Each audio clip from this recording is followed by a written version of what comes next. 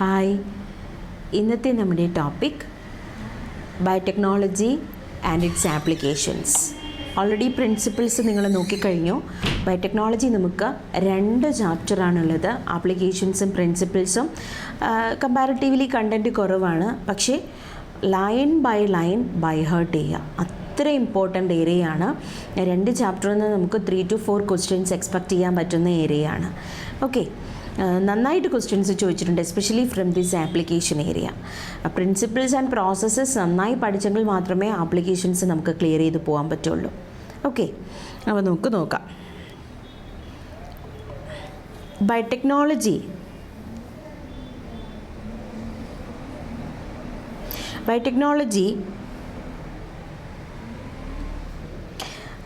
as you would have learned from the previous chapter, essentially deals with the industrial scale production of biopharmaceuticals,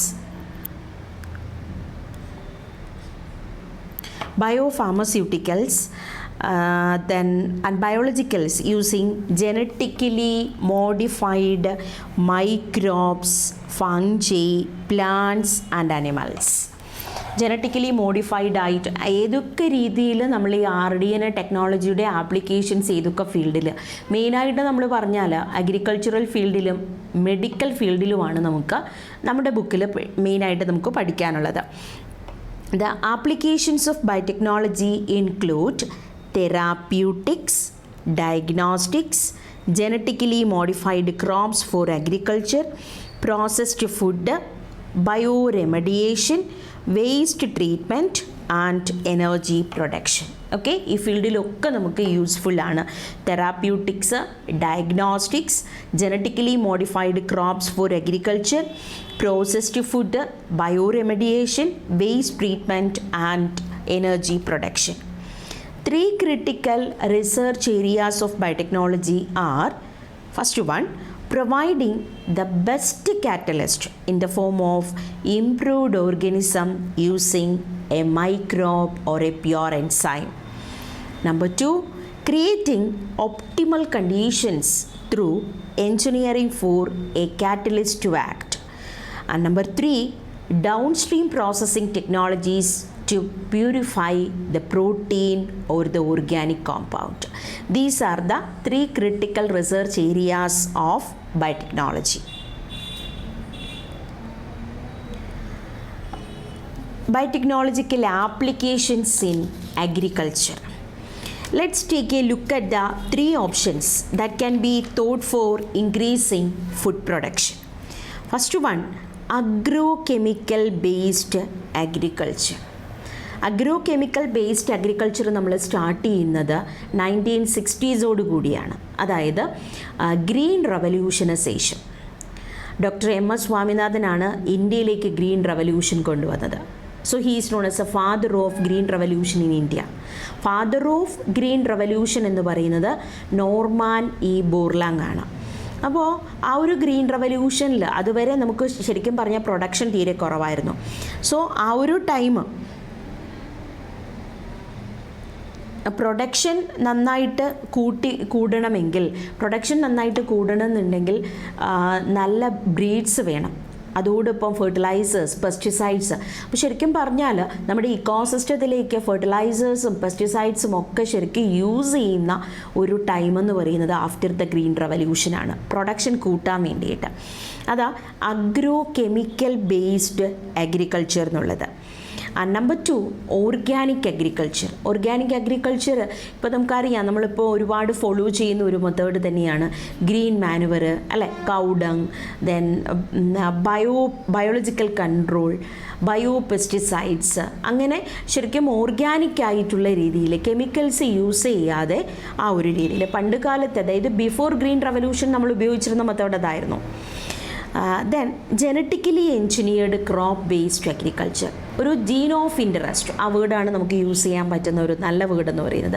gene of interest, desirable ആയിട്ടുള്ള gene of interest ഉപയോഗിച്ചിട്ട് ശരിക്കും നമുക്ക് useful ആയിട്ടുള്ള products ഉണ്ടാക്കിയെടുക്കുന്നു. അതുകൊണ്ട് തന്നെയാണ് ശരിക്കും പറഞ്ഞാൽ നല്ല ഒരു ഫുഡ് പ്രൊഡക്ഷനിൽ ഒരു റാപ്പിഡ് അഡ്വാൻസ്മെൻ്റ് ആയിരുന്നു ബയോടെക്നോളജിക്കൽ പ്രോസസ്സ് വഴിയുള്ള, അതായത് ജനറ്റിക്കലി മോഡിഫൈഡ് ക്രോപ്സ് വഴി. അതുകൊണ്ട് തന്നെയാണ് doctor MS Swaminathan called biotechnology as a second phase of green revolution എന്ന് പറഞ്ഞത്.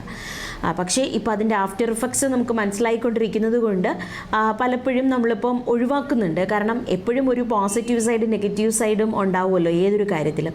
ഇപ്പോൾ BT കോട്ടൺ പോലെയുള്ള ക്രോപ്സ് ശരിക്കും ഫാമേഴ്സിനെ സംബന്ധിച്ച് വലിയ ഒരു അനുഗ്രഹമാണ് അവർക്ക്. കാരണം പെസ്റ്റ് ഒരു ഫാമർ കൾട്ടിവേറ്റ് ചെയ്യുമ്പോൾ ഏറ്റവും കൂടുതൽ പൈസ ചിലവാക്കുന്നതെന്ന് പറയുന്നത് ശരിക്കും അവർ ലോൺ എടുത്തോ കടം വാങ്ങിയോ ഒക്കെ ആയിരിക്കും കൾട്ടിവേറ്റ് ചെയ്യുക ഒരു സാധാരണക്കാരനായ ഫാമർ. അപ്പോൾ അവരെ സംബന്ധിച്ച് ഏറ്റവും കൂടുതൽ പൈസ ചിലവാകുന്ന ഒരു ഏരിയ എന്ന് പറയുന്നത് പെസ്റ്റിസൈഡ്സ് ആണ്. പെസ്റ്റിസൈഡ്സ് ഉപയോഗിക്കാതിരിക്കാൻ പറ്റില്ല. കാരണം അല്ലാതെ അവർക്ക് ബെനിഫിറ്റ് ഉണ്ടാവില്ല. നമുക്കറിയാം നമ്മൾ വീട്ടിൽ പെസ്റ്റിസൈഡ്സ് ഒന്നും അപ്ലൈ ചെയ്യാതെ കൃഷി ചെയ്യുമ്പോൾ തന്നെ നമ്മൾ കാണുന്നത് എന്ന് കരുതി ഞാനതിനെ എൻകറേജ് ചെയ്യുന്നു എന്നുള്ളതല്ല. ശരിക്കും ഒരു ലാർജ് ഏരിയയിൽ കൾട്ടിവേറ്റ് ചെയ്യുമ്പോൾ അവർ മസ്റ്റായിട്ടും അവർ യൂസ് ചെയ്യും, അല്ലെങ്കിൽ അവർക്ക് അത്രയും പ്രോഫിറ്റ് ഉണ്ടാവില്ല. സോ പെസ്റ്റിസൈഡ്സ് വാങ്ങാൻ ഒരുപാട് പൈസയാവും. BT കോട്ടനെ പോലെയുള്ള ക്രോപ്സ് ഒക്കെ ആണെങ്കിൽ അവരെ സംബന്ധിച്ച് ഭയങ്കര അനുഗ്രഹമാണ്. Pest resistant പ്ലാന്റുകളാണ്.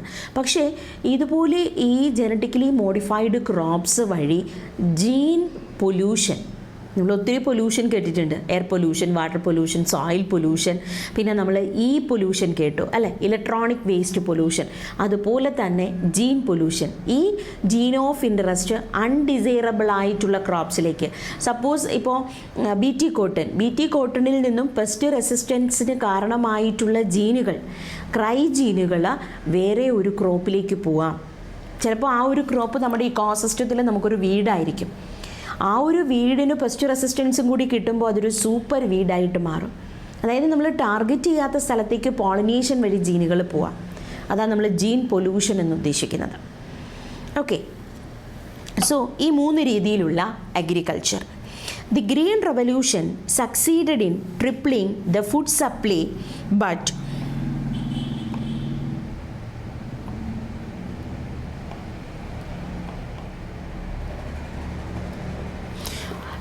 succeeded in tripling the food supply, but it was not enough to feed the growing human population.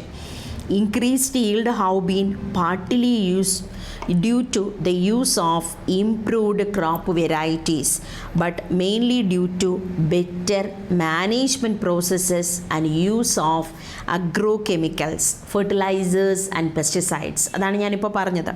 However, for farmers in the developing world, agrochemicals are often too expensive, and further increases in yield with the existing varieties are not possible using conventional breeding.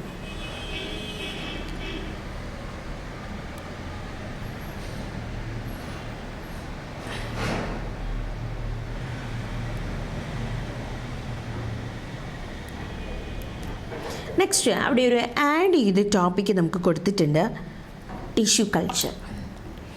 Okay, എന്താണ് tissue culture എന്ന് പറയുന്നത്? It's a method of asexual reproduction അല്ലേ, ഒരു special mode of asexual റീപ്രൊഡക്ഷനാണ് tissue culture എന്നുള്ളത്. Tissue culture, the basic concept behind tissue culture is totipotency. A single cell can regenerate into an entire plant, and that is called totipotency. ഈ ഒരു concept first കൊണ്ടുവന്നത് ഹെയ്ബർലാൻഡ്, ഹെയ്ബർലാൻഡ് എന്ന് പറയുന്ന സയൻറ്റിസ്റ്റാണ്. ടോട്ടിപൊട്ടൻസി and ടോട്ടിപൊട്ടൻസി experimentally proved by totipotency experimentally proved by ആരാണ്? FC Steward by using carrot phloem cells. ക്യാരറ്റിൻ്റെ phloem cells ഉപയോഗിച്ചിട്ട് ആണ് ആദ്യമായിട്ട് ടിഷ്യൂ കൾച്ചർ. അതായത് ക്യാരറ്റ് കട്ട് ചെയ്യുമ്പോൾ നമുക്കറിയാം സെൻട്രൽ സിലിണ്ടർ സൈലോ ഫ്ലോയോ ഉണ്ടാവും. അവിടെ നിന്ന് ഫ്ലോയം സെൽസ് എടുത്തിട്ട് ടിഷ്യൂ കൾച്ചർ മീഡിയത്തിലിട്ട് വളർത്തി പുതിയൊരു ക്യാരറ്റ് പ്ലാന്റ് ഉണ്ടാക്കി കാണിച്ചു. ഓക്കെ, സോ ടിഷ്യൂ കൾച്ചർ എന്ന് പറയുന്ന ആ ഒരു ഐഡിയ, അതിൻ്റെ ഒരു ബേസിക് കോൺസെപ്റ്റ് ടോട്ടിപൊട്ടൻസിയാണ്. ടോട്ടിപൊട്ടൻസി എക്സ്പെരിമെൻ്റലി പ്രൂവ് ചെയ്യുന്നത് സ്റ്റീവേർഡാണ്. ഒരു ന്യൂട്രിയൻ മീഡിയത്തിൽ ഒരു പ്ലാന്റ് നിൽക്കുന്ന ഒരു പിക്ക് നിങ്ങൾക്ക് ഇതിൽ കാണാനായിട്ട് പറ്റും. Then, what does tissue culture mean? It was learned by scientists during 1950s that whole plants could be regenerated from explant. ഒരു പുതിയ ഒരു വേർഡാണ് അടുത്തത്, എക്സ്പ്ലാന്റ്. പുതിയതല്ല, ഓൾറെഡി നിങ്ങൾ പഠിച്ചിട്ടുണ്ട്. എക്സ്പ്ലാന്റ് എന്ന് പറഞ്ഞാൽ ഏതു പ്ലാന്റ് പ്രോഡക്റ്റ് ആണോ നമ്മൾ കൾച്ചർ ചെയ്യാൻ വേണ്ടി ഉപയോഗിക്കുന്നത്. ചിലപ്പോൾ അത് സ്റ്റെമ്മിൻ്റെ പാർട്ടാകാം, റൂട്ടിൻ്റെ പാർട്ടാകാം, ലീഫിൻ്റെ പാർട്ടാകാം, ആന്തരാകാം, ഓവറി ആകാം, ഓവ്യൂളാകാം, എംബ്രിയോ ആകാം, മെരിസ്റ്റമാകാം. അപ്പോൾ കൾച്ചർ ചെയ്യാൻ വേണ്ടി ഉപയോഗിക്കുന്ന പ്ലാന്റ് പാർട്ടിന് പറയുന്ന പേരാണ് explant. Any part of a plant taken out and grown in a test tube under, and the next point, it's very important, sterile, completely aseptic condition that is necessary for tissue culture in special nutrient medium. കാരണം നമ്മൾ artificially ഒരു പ്ലാന്റിന് വേണ്ടുന്ന conditions, വളരാൻ വേണ്ടുന്ന conditions ഒക്കെ നമ്മൾ artificially provide ചെയ്യുകയാണ്. This capacity to generate a whole plant from a single cell or explant, that is called totipotency. A single cell can regenerate into an entire plant. The plant part that is used for tissue culture is called explant. You will learn how to accomplish this in higher classes. It is important to stress here that the nutrient medium, tissue culture media, അതായത് മണ്ണിൽ സാധാരണ രീതിയിൽ ഒരു plant വളരുമ്പോൾ മണ്ണിൽ nutrients ഉണ്ടാവും. ആവശ്യമുള്ള എല്ലാ ന്യൂട്രിയൻസും അതിൽ നിന്നാണ് കിട്ടുക. ഇവിടെ നമ്മൾ ന്യൂട്രിയൻ മീഡിയം ആർട്ടിഫിഷ്യലി പ്രൊവൈഡ് ചെയ്യുന്നു. ആ ന്യൂട്രിയൻ മീഡിയത്തിൽ കാർബൺ സോഴ്സായിട്ട് യൂസ് ചെയ്യുക സുക്രൂസാണ്. ഇനോർഗാനിക് സോൾട്ടുകൾ, പ്ലാന്റിൻ്റെ ഗ്രോത്തിന് വേണ്ടുന്ന മൈക്രോ ആൻഡ് മാക്രോ ന്യൂട്രിയൻസ് എല്ലാം വേണം. Okay, nitrogen, phosphorus, potassium, calcium, magnesium, calcium, magnesium, phosphorus, അങ്ങനെ വേണ്ടുന്ന macro nutrients. Okay, then copper, zinc, iron, manganese, അങ്ങനെ വേണ്ടുന്ന മൈക്രോ ന്യൂട്രിയൻസ്. പിന്നെ വൈറ്റമിൻസ് വേണം, അമിനോ ആസിഡ്സ് വേണം, ഗ്രോത്ത് റെഗുലേറ്റേഴ്സ് വേണം. ഗ്രോത്ത് റെഗുലേറ്റേഴ്സ് മെയിനായിട്ട് ഉപയോഗിക്കുന്നത് ഓക്സിനും സൈറ്റോകൈനിനുമാണ്. നമ്മൾ യൂസ് ചെയ്യുന്ന ഓക്സിൻസ് എന്ന് പറയുന്നത്, ടിഷ്യൂ കൾച്ചർ മീഡിയത്തിൽ നമ്മൾ ഉപയോഗിക്കുന്ന ഓക്സിൻസ്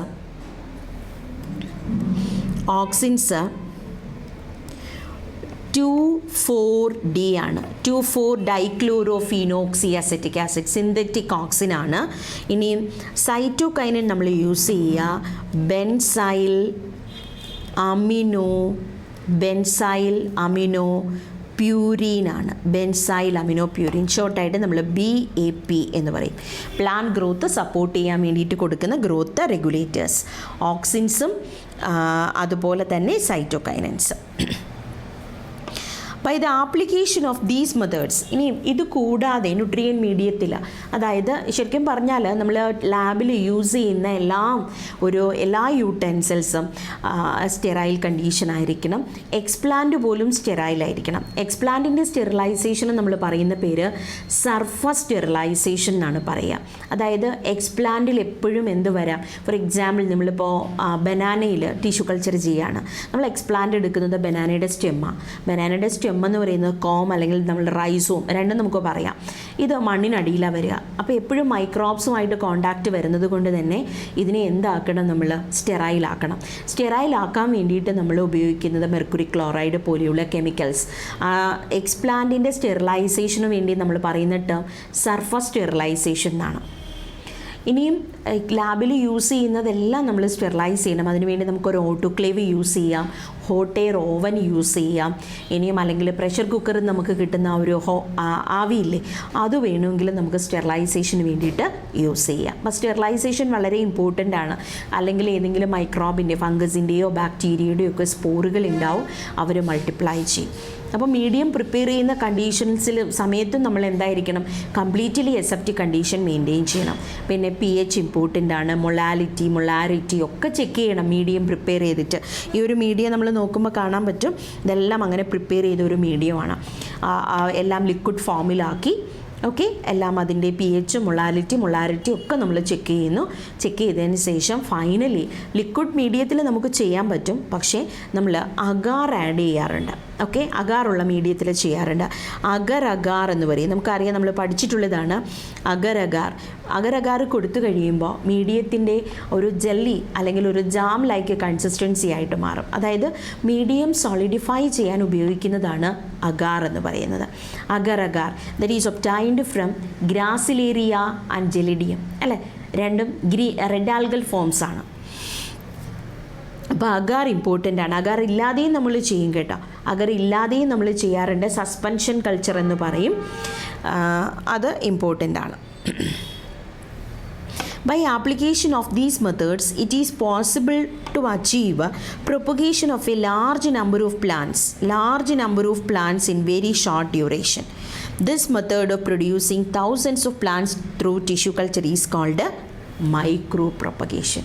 നമ്മൾ അഗാർ ആഡ് ചെയ്യുന്നു, അതിലേക്ക് നമ്മൾ എക്സ്പ്ലാന്റിനെ കൊടുക്കുന്നു. സ്റ്റെറിലൈസേഷൻ ചെയ്ത എക്സ്പ്ലാന്റ്, സർഫസ് സ്റ്റെറിലൈസേഷൻ ചെയ്ത എക്സ്പ്ലാന്റിനെ നമ്മൾ കൊടുക്കുന്നു. സ്റ്റെറിലൈസേഷൻ കഴിയുമ്പോൾ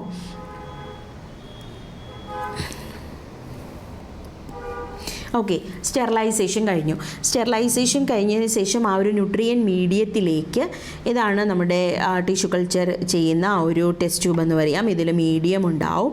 ആ മീഡിയത്തിലേക്ക് നമ്മൾ എക്സ്പ്ലാന്റിനെ കൊടുക്കുന്നു. ആ ഒരു പ്രോസസ്സിന് നമ്മൾ പറയുന്ന പേര് ഇനോക്കുലേഷൻ എന്നാണ് പറയുക. ഓക്കെ, ഇനോക്കുലേഷൻ എന്ന് പറയും. അപ്പം അതിലേക്ക് നമ്മൾ ആ ഒരു എക്സ്പ്ലാന്റിനെ കൊടുത്തു. സ്റ്റെമ്മിൻ്റെ പ്ലാന്റിൻ്റെ പാർട്ടോ ഓവരിയോ എന്തുവാകാം. ഈ ഒരു എക്സ്പ്ലാന്റ് നെക്സ്റ്റ് നടക്കുന്ന സ്റ്റെപ്പ് എന്ന് പറയുന്നത് ഡിഫറൻസിയേഷൻ ആണ്. എക്സ്പ്ലാന്റ് എന്ന് പറയുന്നത് ആക്ച്വലി എന്താണ്? It's A differentiated tissue. ഈ കിട്ടുന്ന ഡിഫറൻഷിയേറ്റഡ് ആയിട്ടുള്ള tissue, okay, permanent tissue, it cannot able to divide, but under these conditions it regain its capacity for division. Okay, differentiation നടന്ന് എക്സ്പ്ലാന്റ് എന്തായിട്ട് മാറും? എക്സ്പ്ലാന്റിൽ നിന്നും കാലസ് ഫോം ചെയ്യും. an undifferentiated mass of tissue that is called callus. നമുക്ക് സ്റ്റെമ്മാണോ റൂട്ടാണോ എന്നൊന്നും തിരിച്ചറിയാൻ പറ്റാത്ത ഒരു undifferentiated mass of tissue that is called callus. ഇനിയും ഈ കാലസിന് റീഡിഫറൻസിയേഷൻ നടക്കണം. റീഡിഫറൻസിയേഷൻ നടക്കണം എന്നുണ്ടെങ്കിൽ നമ്മൾ ആവശ്യത്തിന് ഗ്രോത്ത് റെഗുലേറ്റേഴ്സ് കൊടുക്കണം. ഒരു 2:1 പ്രൊപ്പോർഷനിൽ ഓക്സിൻ സൈറ്റോകൈനിൻ ആണെങ്കിൽ ദാറ്റ് പ്രൊമോട്ട് റൂട്ട് ഗ്രോത്ത്.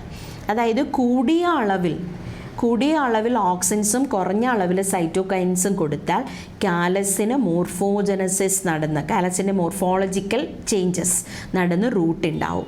ഇനി നേരെ തിരിച്ച് 2:1 പ്രൊപ്പോർഷനിൽ സൈറ്റോകൈനിൻ ഓക്സിൻ ആണെങ്കിൽ ദാറ്റ് പ്രൊമോട്ട് ഷൂട്ട് ഫോർമേഷൻ. അപ്പോൾ പതിയെ ഇതിൽ നിന്ന് റൂട്ടും ഷൂട്ടും ഒക്കെ ഫോം ചെയ്ത് ഇതുപോലെ ഒരു പുതിയ പ്ലാന്റായിട്ട് മാറുന്നു. ഓക്കെ, അപ്പോൾ ആ വാക്കുകൾ അറിഞ്ഞിരിക്കുക. Totipotency, explant, micropropagation, nutrient medium. Clear? Okay. Each of these plants will be genetically identical to the original plant from which they were grown.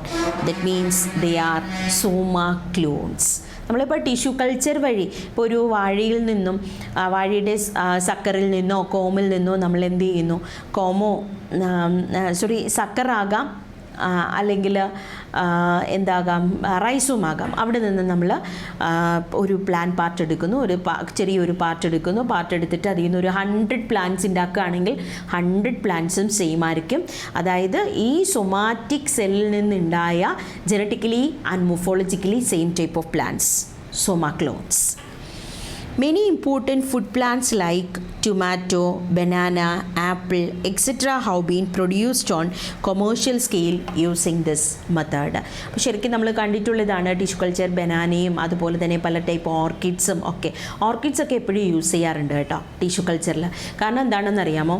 Orchid ഒരു മോണോകോട്ട് പ്ലാന്റ് ആണ്. ഓർക്കിഡ്സിൻ്റെ ഒരു പ്രത്യേകത, ഓർക്കിഡ്സിലെ ഡബിൾ ഫെർട്ടിലൈസേഷൻ നടക്കും, but there is no endosperm formation. Endosperm ഉണ്ടാവത്തില്ല. Endosperm എന്ന് പറയുന്നത് എംബ്രിയോയ്ക്ക് വേണ്ടുന്ന ന്യൂട്രിയൻസ് ആണ്, ശരിയല്ലേ? Nutritive medium for the embryo. ആ ഒരു ന്യൂട്രീഷൻ ഇല്ലാത്തത് കൊണ്ട് എംബ്രിയോ അതിന് വളരാൻ പറ്റില്ല. എംബ്രിയോ അതിനകത്തുണ്ട്, വയബിളാണ്. ഓർക്കിഡ്സിൻ്റെ സീഡ് ഡസ്റ്റി ആയിട്ടുള്ള പൗഡേർഡ് ആയിട്ടുള്ള സീഡ്സ് ആണ്. അപ്പോൾ അതിൽ ശരിക്കും അതിന് വളരണം എന്നുണ്ടെങ്കിൽ, ഓക്കെ, എംബ്രിയോയ്ക്ക് വളരണം എന്നുണ്ടെങ്കിൽ ന്യൂട്രീഷൻ വേണം. അപ്പോൾ ഈ ഒരു കേസിൽ എന്ത് ചെയ്യുമെന്ന് അറിയാമോ? നമ്മൾ ഓർക്കിഡ് സീഡിൽ നിന്നും എംബ്രിയോ റെസ്ക്യൂ, എംബ്രിയോനെ രക്ഷപ്പെടുത്തിയെടുക്കും. എന്നിട്ട് എക്സ്പ്ലാന്റ് ആയിട്ട് എംബ്രിയോ യൂസ് ചെയ്യും. എംബ്രിയോ കൾച്ചർ ന്യൂട്രിയൻ മീഡിയത്തിലിട്ട് വളർത്തിയെടുക്കും. അതായത് അപ്പോൾ നമുക്ക് സെക്ഷുവൽ റീപ്രൊഡക്ഷൻ വഴിയുള്ള ഓർക്കിഡ് പ്ലാന്റ്സ് തന്നെ നമുക്ക് കിട്ടുകയും ചെയ്യും. Embryo culture. Another important application is the recovery of healthy plants from diseased plants. Even if the plant is infected with a virus, the meristem, that is very important. ഒരുപാട് part എടുക്കാം, നമുക്ക് ഏത് part വേണമെങ്കിലും നമുക്ക് പ്ലാന്റിൽ നിന്നും tissue കൾച്ചറിന് വേണ്ടി use ചെയ്യാം. But the best explant, that is meristem. Through meristem culture, we can develop elite and viral free plants. Okay, കാരണം വൈറസ് മൾട്ടിപ്ലൈ ചെയ്യുന്നതിനേക്കാൾ സ്പീഡിലാണ് മെരിസ്റ്റം ഡിവൈഡ് ചെയ്യുക. അതുകൊണ്ട് തന്നെ ഇപ്പോൾ ഒരു വാഴയിലാണെങ്കിൽ പോലും കംപ്ലീറ്റ്ലി വാഴയിൽ ടുബാക്കോ മൊസൈക്കോ വൈറസ്, അല്ലെങ്കിൽ വാഴയിൽ വരുന്ന മെയിൻ ഒരു പ്രോബ്ലമാണ് വൈറൽ ഡിസീസ് എന്ന് പറയുന്നത് ബഞ്ചി ടോപ്പ് ഓഫ് ബനാന. അങ്ങനെയുള്ള കേസിലാണെങ്കിൽ പോലും meristem, that is free from virus. Virus multiply ചെയ്യുന്നതിനേക്കാളും പെട്ടെന്ന് മെരിസ്റ്റം മൾട്ടിപ്ലൈ ചെയ്യും. എപ്പിക്കൽ മെരിസ്റ്റോ ആക്സിലറി മെരിസ്റ്റോ യൂസ് ചെയ്യാം. Hence, one can remove the meristem and grow it in vitro to obtain virus-free plants. Scientists have succeeded in culturing meristems of banana, sugarcane, potato, etc. കണ്ടോ, tissue culture, ഒരു mother പ്ലാന്റിൽ നിന്നും ഷൂട്ടിപ്പ് എടുക്കുന്നു. Surface sterilisation, എക്സ്പ്ലാന്റിൻ്റെ sterilization നമ്മൾ പറയുന്നതാണ് surface sterilization. Washing കഴിഞ്ഞു, clean the explant, meristem cut ചെയ്തെടുക്കുന്നു, primary culture inoculate ചെയ്യുന്നു. കണ്ടോ, അവിടെ റൂട്ട് ഡെവലപ്മെൻറ്റ്, ഷൂട്ട് ഡെവലപ്മെൻ്റ് ഒക്കെ നടക്കുന്നു. പുതിയൊരു പ്ലാന്റ് നമുക്ക് കിട്ടുകയാണ് ചെയ്യുക. Okay. And the next one, somatic hybridization. Somatic hybridization, അല്ലെങ്കിൽ നമുക്ക് വേറൊരു പേര് പറയാം പ്രോട്ടോപ്ലാസ്റ്റ് ഫ്യൂഷൻ എന്നും പറയാം. പ്രോട്ടോപ്ലാസ്റ്റ് ഫ്യൂഷൻ, സെൽ വാൾ ഒഴിച്ച് ബാക്കി എല്ലാം കൂടെ ചേരുന്നതാണ് നമ്മൾ പ്രോട്ടോപ്ലാസ്റ്റ് എന്ന് പറയുന്നത്. രണ്ട് ടൊമാറ്റോയുടെയും പൊട്ടറ്റോയുടെയും 2 സെല്ലെടുക്കുന്നു. ആ സെല്ലിനെ ആദ്യം നമ്മൾ പ്രോട്ടോപ്ലാസ്റ്റ് റിമൂവ് ചെയ്യാൻ വേണ്ടിയിട്ട്, സെൽ വോൾ റിമൂവ് ചെയ്യാൻ വേണ്ടിയിട്ട്, അല്ലെങ്കിൽ പ്രോട്ടോപ്ലാസ്റ്റ് കിട്ടാൻ വേണ്ടിയിട്ട് സെല്ലുലേസ്, പെക്റ്റിനേസ് പോലെയുള്ള എൻസൈംസ് ഉപയോഗിക്കുന്നു. അപ്പോൾ ഇത് കംപ്ലീറ്റ്ലി ഡൈജസ്റ്റ് ആയി പോവും സെൽ വോള്. അതിനുശേഷം നമുക്ക് പ്രോട്ടോപ്ലാസ്റ്റ് കിട്ടി. സെൽ എയുടെ പ്രോട്ടോപ്ലാസ്റ്റ്, സെൽ ബിയുടെ പ്രോട്ടോപ്ലാസ്റ്റ്, ഇവരെ തമ്മിൽ ഫ്യൂസ് ചെയ്യിക്കുന്നു. ഉപയോഗിക്കുന്ന ഫ്യൂസോജൻ കെമിക്കൽ ഫ്യൂസോജനും ഉപയോഗിക്കാം, ഫിസിക്കൽ ഫ്യൂസോജനും ഉപയോഗിക്കാം. ഈ കെമിക്കൽ ഫ്യൂസോജനാണ് വളരെ important. PEG, polyethylene glycol, അല്ലെങ്കിൽ ഹൈ വോൾട്ടേജ് ഇലക്ട്രിക് കറണ്ട് ഉപയോഗിക്കാൻ, that is a physical fusogen. അതുപയോഗിക്കുന്നു, സെൽ ഫ്യൂഷൻ നടക്കുന്നു. ഇങ്ങനെ കിട്ടുന്ന plant somatic hybrid or the cybrid എന്ന് പറയും. ഇതിൽ 3 ഓപ്ഷൻസ് നമുക്ക് വരാം കേട്ടോ. ഈ 3 കണ്ടീഷൻസ് ഇതിൽ വരാം. അതായത് 2 പ്ലാന്റിൻ്റെയും, ഇത് ഒരു plant, this is the next one. Okay.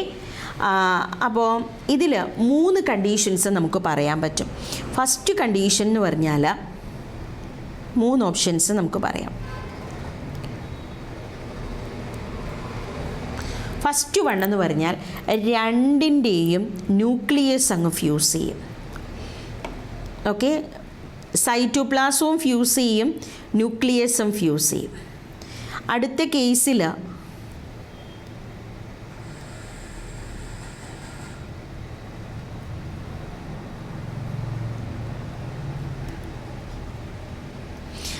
കേസിൽ സൈറ്റോപ്ലാസം നിൽക്കും. ഈ 3 കേസിലും സൈറ്റോപ്ലാസം ഫ്യൂസ് ചെയ്യും കേട്ടോ സൊമാറ്റിക് ഹൈബ്രിഡൈസേഷനിൽ. ഫസ്റ്റ് കണ്ടീഷൻ നോക്കിക്കേ, ഡയഗ്രാം വരയ്ക്കുമ്പോൾ തന്നെ നിങ്ങൾക്ക് മനസ്സിലാവും.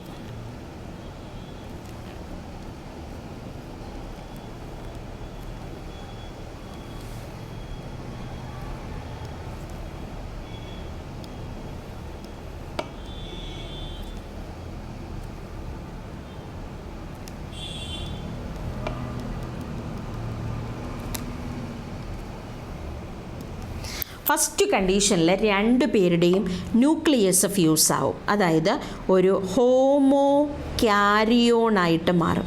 ഹോമോ ക്യാരിയോൺ രണ്ട് കണ്ടീഷനിലും സൈറ്റോപ്ലാസം ഫ്യൂസ് ചെയ്യും. Cytoplasm fuses in all these, രണ്ടല്ല 3 കേസിൽ. ഇനിയും ഇവിടെ നോക്കിക്കേ, രണ്ടിൻ്റെയും ന്യൂക്ലിയസ് ഫ്യൂസ് ചെയ്യത്തില്ല, ഹെറ്ററോ ക്യാരിയോണായിട്ട് നിൽക്കും. അടുത്ത കേസിൽ 1 ന്യൂക്ലിയസ് എക്സിസ്റ്റ്, ഒരു ന്യൂക്ലിയസ് നിൽക്കും, അതർ ഡീജനറേറ്റ്സ്. ഈ 3 സൊമാറ്റിക് ഹൈബ്രിഡൈസേഷൻ നമ്മൾ ചെയ്യുമ്പോൾ ഈ 3 കണ്ടീഷൻസ് വരാം. രണ്ടിൻ്റെയും ന്യൂക്ലിയസ് ഫ്യൂസ് ചെയ്യാം, രണ്ടിൻ്റെയും ന്യൂക്ലിയസ് ഫ്യൂസ് ചെയ്യാതെ ഇരിക്കാം, ഒന്നിൻ്റെ ന്യൂക്ലിയസ് സർവൈവ് ചെയ്യും, മറ്റൊന്നിൻ്റെ ന്യൂക്ലിയസ് ഡീജനറേറ്റ് ചെയ്യും. ഈ 3 കണ്ടീഷൻസും വരാം. പൊട്ടറ്റോയും ടൊമാറ്റോയും കൂടെ ചേർത്ത് ചെയ്തത് രണ്ടിൻ്റെയും ക്യാരക്ടേഴ്സ് ഒരുമിച്ച് വരാൻ വേണ്ടിയിട്ടായിരുന്നു. പക്ഷേ പൊമാറ്റോ കിട്ടാൻ വേണ്ടിയിട്ടായിരുന്നു. പക്ഷേ ഒരാളുടെ ന്യൂക്ലിയസ് എക്സിസ്റ്റ് ചെയ്തു, മറ്റൊന്നിൻ്റേത് ഇല്ലാതായി. അപ്പോൾ ക്യാരക്ടർ കിട്ടിയില്ല. ഒരു ശരിക്കും പറഞ്ഞാൽ ഒരു നമുക്ക് റിസൾട്ട് ഇല്ലാത്ത ഒരു പ്രോസസ്സായിപ്പോയി.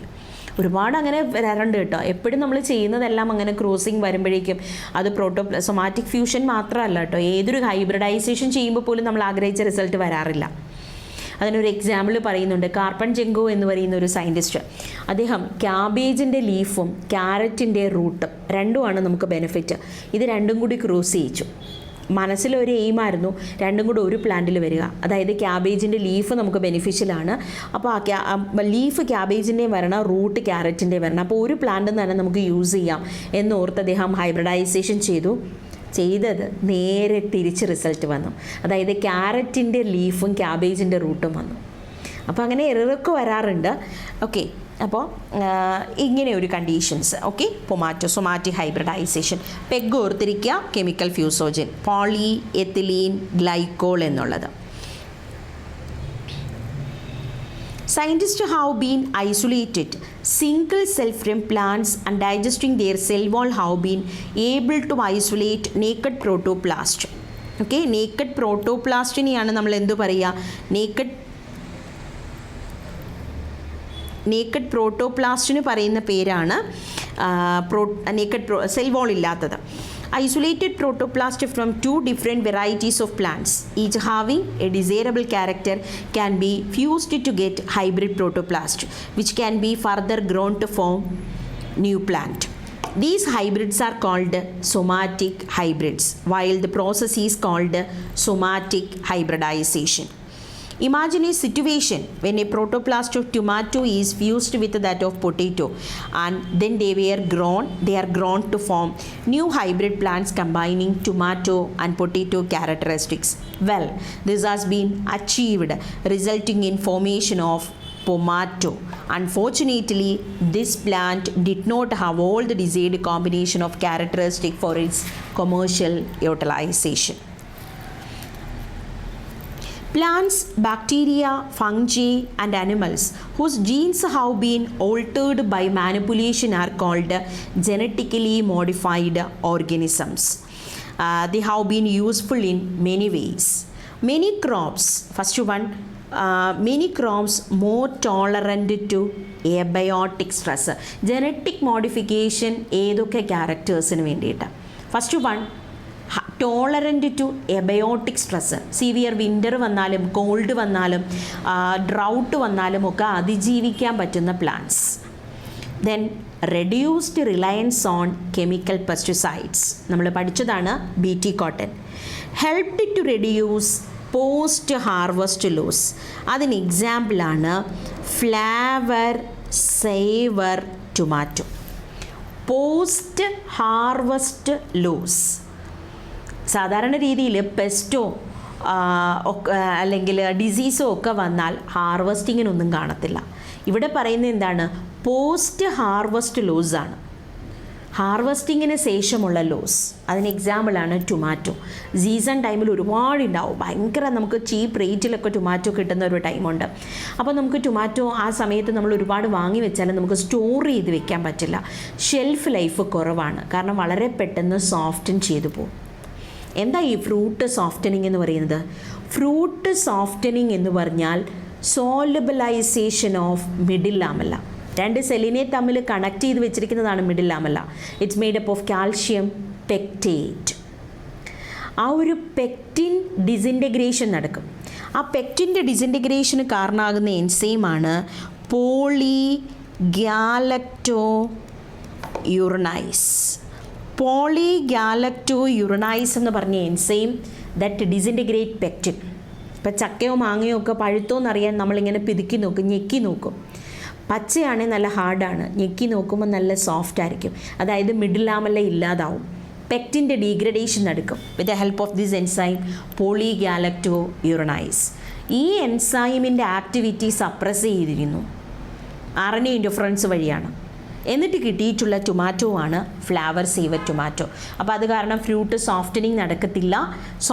ഇറ്റ്സ് നോട്ട് റൈപ്പനിങ്, സോഫ്റ്റനിങ് ആണ്. ഫ്രൂട്ട് സോഫ്റ്റനിങ് നടക്കില്ല, ഷെൽഫ് ലൈഫ് കൂടും, also superior quality. There is a flavor saver tomato. Then increased efficiency of mineral usage by plants. That prevents early exhaustion of minerals from the soil. Fertility കുറയത്തില്ല. അടുത്തത് enhanced nutritional value of the food. ഫുഡിൻ്റെ nutritional value, നമ്മളെപ്പോഴും food കഴിക്കുമ്പോൾ നമ്മൾ ഓർക്കുന്നതാണ് എന്താ, എല്ലാ nutrients. ഇപ്പോൾ rice കഴിക്കുമ്പോൾ നമ്മൾ ചിന്തിക്കുക ഇതിൽ കാർബ് മാത്രമേ വരുന്നുള്ളൂ. ബട്ട് അയൺ ഫോർട്ടിഫൈഡ് റൈസ് ഉണ്ട്, പ്രോട്ടീൻ എൻറിച്ച്ഡ് വീറ്റ് വെറൈറ്റി ഉണ്ട്. ഓക്കെ, അപ്പോൾ അതുപോലെ നമുക്ക് ഗോൾഡൻ റൈസ്, അതായത് vitamin A enriched rice. Golden റൈസിന് മറ്റൊരു പേരുകൂടി പറയാറുണ്ട്, മിറാക്കിൾ റൈസ് എന്ന് പറയും. Miracle rice. ഡാഫുഡിൽസ് എന്ന് പറഞ്ഞ പ്ലാന്റ്സിൽ നിന്നും വൈറ്റമിൻ എയുടെ പ്രീക്കസറായിട്ടുള്ള ബീറ്റ കരോട്ടീൻ ജീൻ എടുത്ത് ഏതിലേക്ക് കൊടുക്കുന്നു? റൈസ് പ്ലാന്റിലേക്ക് കൊടുക്കുന്നു. വൈറ്റമിൻ എ ഉണ്ടാകുന്നത് ബീറ്റ കരോട്ടീനിൽ നിന്നാണ്. അപ്പോൾ ബീറ്റ കരോട്ടീൻ സിന്തസൈസ് ചെയ്യാൻ കാരണമായ ജീൻ റൈസിലേക്ക് കൊടുത്തു. റൈസ് എന്ത് ചെയ്തു? ബീറ്റ കരോട്ടീൻ സിന്തസൈസ് ചെയ്തു. ബീറ്റ കരോട്ടിൽ നിന്ന് വൈറ്റമിൻ എ ഉണ്ടായി. Vitamin A enriched rice, that is a golden rice. എന്തുകൊണ്ട് വൈറ്റമിൻ എ? ഡെവലപ്പിംഗ് കൺട്രീസിൻ്റെ ഏറ്റവും വലിയൊരു പ്രോബ്ലമാണ് malnutrition, especially vitamin deficiency. Night blindness avoid ചെയ്യുക. വൈറ്റമിൻ എയുടെ ഡെഫിഷ്യൻസി കൊണ്ടാണ് നൈറ്റ് ബ്ലൈൻഡ്നെസ് ഉണ്ടാവുക. അപ്പോൾ അതൊക്കെ അവോയ്ഡ് ചെയ്യുക എന്നുള്ള ഉദ്ദേശത്തിലാണ് ഈ ഒരു ഗോൾഡൻ റൈസ് ഡെവലപ്പ് ചെയ്തിട്ടുള്ളത്. നോർമൽ റൈസ് ആണ്, this is a golden rice. Vitamin A enriched rice, beta carotene gene from daffodils plant. And this is, ഇത് കണ്ടോ, ഷെൽഫ് ലൈഫ് കുറവാണ്, ഇവിടെ ഷെൽഫ് ലൈഫ് കൂടുതൽ. Superior quality, taste also. Okay, there is Flavr Savr tomato. Next one, BT cotton. BT stands for Bacillus thuringiensis. അല്ലേ? BT ആ ഒരു ball, കോട്ടൻ്റെ ആ ഒരു ബോൾ പൊട്ടി അതിൽ നിന്ന് വരുന്ന ഫൈബേഴ്സാണ് നമ്മൾ യൂസ് ചെയ്യുക. ഇപ്പോൾ ഇവിടെ നോക്കുക, ഇതാണ് ആ ഒരു ബോൾ. ഈ ബോൾ അങ്ങോട്ട് ഡെവലപ്പ് ചെയ്ത് വരുമ്പോഴേ അതിൽ ബോൾ വേംസ് കയറി പെനട്രേറ്റ് ചെയ്ത് നമുക്ക് ഈൽഡ് കുറയ്ക്കുക ചെയ്യുക. അപ്പോൾ ആ ഒരു ബോൾ വേംസിനെ ഓടിക്കാൻ വേണ്ടിയിട്ടുള്ള മെത്തേഡ് എന്തായിരുന്നു? Some strains of Bacillus thuringiensis produce protein that kill certain insects such as Lepidopterans. Okay, വളരെ ഇമ്പോർട്ടൻറ്റ്. Lepidopterans അതിൽ വരുന്നതാണ് tobacco budworm, army worm, Coleopterans and Dipterans. എന്താ ഈ മൂന്ന് വാക്കുകൾ? ഫൈലം ആർത്രോപോഡ. ആർത്രോപോഡ എന്ന് പറയുന്ന ഫൈലത്തിലാണ് ഏറ്റവും ഡൈവേഴ്സിറ്റി ഉള്ള നമ്മുടെ ക്ലാസ് ഇൻസെക്റ്റ. അതിൽ വരുന്ന ഓർഡേഴ്സാണ് ഡിപ്റ്ററാൻസ്, ഹെമിപ്റ്ററാൻസ്, കൊളിയോപ്റ്ററാൻസ്, ലെപ്പിഡോപ്റ്ററാൻസ്. ഒക്കെ ഓർഡേഴ്സാണ്, അനിമൽ ഓർഡേഴ്സ്. അപ്പോൾ ലെപ്പിഡോപ്റ്ററാൻസിലാണ് army budworm, army worm and tobacco budworm. കൊളിയോപ്റ്ററാൻസിലാണ് ബീറ്റിൽസ്. ഡിപ്റ്ററാൻസിലാണ് flies and mosquitoes. Bacillus thuringiensis that form protein crystals during a particular phase of their growth. Particular phase എന്ന് പറഞ്ഞാൽ ഏത് ടൈം? During sporulation. ബാസിലസ് എന്ന് പറയുന്നത് bacillus strain, അതായത് നമ്മുടെ road shape ബാക്ടീരിയയാണ്. ഈ ബാസിലസ് അൺഫേവറബിൾ കണ്ടീഷനിൽ സ്പോർ ഉണ്ടാക്കും, എൻഡോസ്പോർ എന്ന് പറയും. ഓക്കെ, അപ്പോൾ ആ ഒരു സ്പോറുലേഷൻ ടൈമിലാണ് ഇവർ ശരിക്കും ഈ ഒരു ടോക്സിൻ റിലീസ് ചെയ്യുക. During sporulation they produces some protein crystals. These crystals contain a toxic insecticidal protein. Why does this protein toxin does not kill the bacillus? Actually, Bt toxin protein exists as inactive protoxin. But once an insect ingests the inactive toxin, it is converted into active form. How? Due to alkaline pH of the gut, which solubilize the crystals. The activated toxin binds to the surface of the midgut epithelial cells and create pores that cause cell swelling and lysis and eventually cause the death of the insect. ഒരുപാട് തവണ question വന്നിട്ടുള്ള ഒരു area. Inactive protoxin that is converted to active toxin due to the alkaline P H of the alkaline pH of the gut. That is important. അപ്പോൾ sporulation ടൈമിലാണ് ഇത് ഉണ്ടാകുന്നത് എന്നുള്ളതും ഓർത്തോളുക. Specific Bt toxin genes were isolated from Bacillus thuringiensis and incorporated into several crops plants such as cotton. The choice of genes depend on the crop. ഒരുപാട് ജീനുകളുണ്ട്. ഏത് gene, ഓരോ പെസ്റ്റിനെ ഓടിക്കാനും ഓരോ ടൈപ്പ് ജീൻ എന്നുള്ളതാണ്. ഓക്കെ, അപ്പോൾ ഏത് ജീൻ എന്നുള്ളത് that depends upon the crop and the targeted pest. കാരണം ഇൻസെക്റ്റ് ഗ്രൂപ്പ് സ്പെസിഫിക് ആണ് ഓരോന്നുള്ളത്. ബീറ്റി ടോക്സിൻസ് അതിന് cry first A C the toxin, അപ്പോൾ ക്രൈ എന്നാണ് നമ്മൾ പറയുക. ഓക്കെ, പ്രോട്ടീൻ ക്രിസ്റ്റൽ എന്നുള്ളതാണ്. അതിൽ cry first A C and cry second A B that control the cotton bollworm. BT കോട്ടണിൽ ഉപയോഗിച്ചിട്ടുള്ളത് ക്രൈ ഫസ്റ്റ് എ സിയും ക്രൈ സെക്കൻഡ് എ ബിയുമാണ്. Cry first A B that control cone borer, കോണിൻ്റെ stem bore ചെയ്ത് കളയുന്നവരെ ഓടിക്കാൻ വേണ്ടിയിട്ട് use ചെയ്തിട്ടുള്ള ജീനാണ് cry first A B എന്ന് പറയുന്ന ജീൻ. ഈ ക്രൈയുടെ ഒരുപാട് ജീനുകൾ യൂസ് ചെയ്തിട്ടുണ്ട് കേട്ടോ. ഈ സ്റ്റാർലിങ്ക് കോൺ എന്ന് പറയുന്ന, സ്റ്റാർലിങ്ക് എന്ന് പറയുന്ന ഒരു കമ്പനി ഈ ഒരു ജീൻ യൂസ് ചെയ്തിട്ടുണ്ട്. അതായത് ക്രൈ 9C എന്ന് പറയുന്ന ഒരു ജീൻ, ആ ജീൻ ഉപയോഗിച്ചിട്ട് കോൺ പ്രൊഡ്യൂസ് ചെയ്തു. എ ജീൻ ദാറ്റ് ഗ്ലൂക്കോസിനോസിനെ ഒരു എന്താണ് ഗ്ലൂഫോസിനേറ്റ് അതിനെ റെസിസ്റ്റ് ചെയ്യാൻ പറ്റുന്ന ആ ഒരു എന്താണ് ജീനാണ് എനിവേ കോണിൽ സ്റ്റാർലിങ്ക് എന്ന് പറയുന്ന ഒരു കമ്പനി ഒരു BT കോൺ ഉണ്ടാക്കി.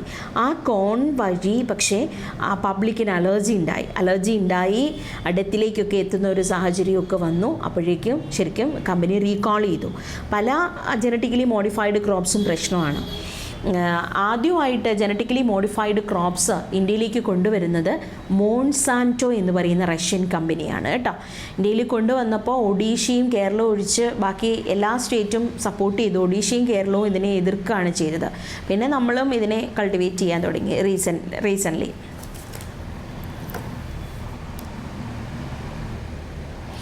പെസ്റ്റ് റെസിസ്റ്റൻ്റ് പ്ലാന്റ്സ് ഇവിടെ കൊടുത്തിരിക്കുന്നത് നമ്മുടെ RNA ഇൻ്റർഫറൻസിൻ്റേതാണ്. ഒരു ടുബാക്കോ പ്ലാന്റ്, ടുബാക്കോയുടെ റൂട്ടിൽ ഇൻഫെക്റ്റ് ചെയ്ത നെമറ്റോഡാണ് മെലാഡിഗെയിൻ ഇൻകൊഗിനീഷ്യ. അതുണ്ടാക്കുന്ന ഡിസീസാണ് റൂട്ട് നോട്ട് ഡിസീസ് എന്ന് പറയും. റൂട്ട് നോട്ട് ഡിസീസ് കണ്ടോ, the root knot disease is a നോർമലാണ്. അപ്പോൾ അത് അവോയ്ഡ് ചെയ്യാൻ വേണ്ടിയിട്ടുള്ള നോവൽ മെക്കാനിസമാണ് RNA interference or mRNA silencing.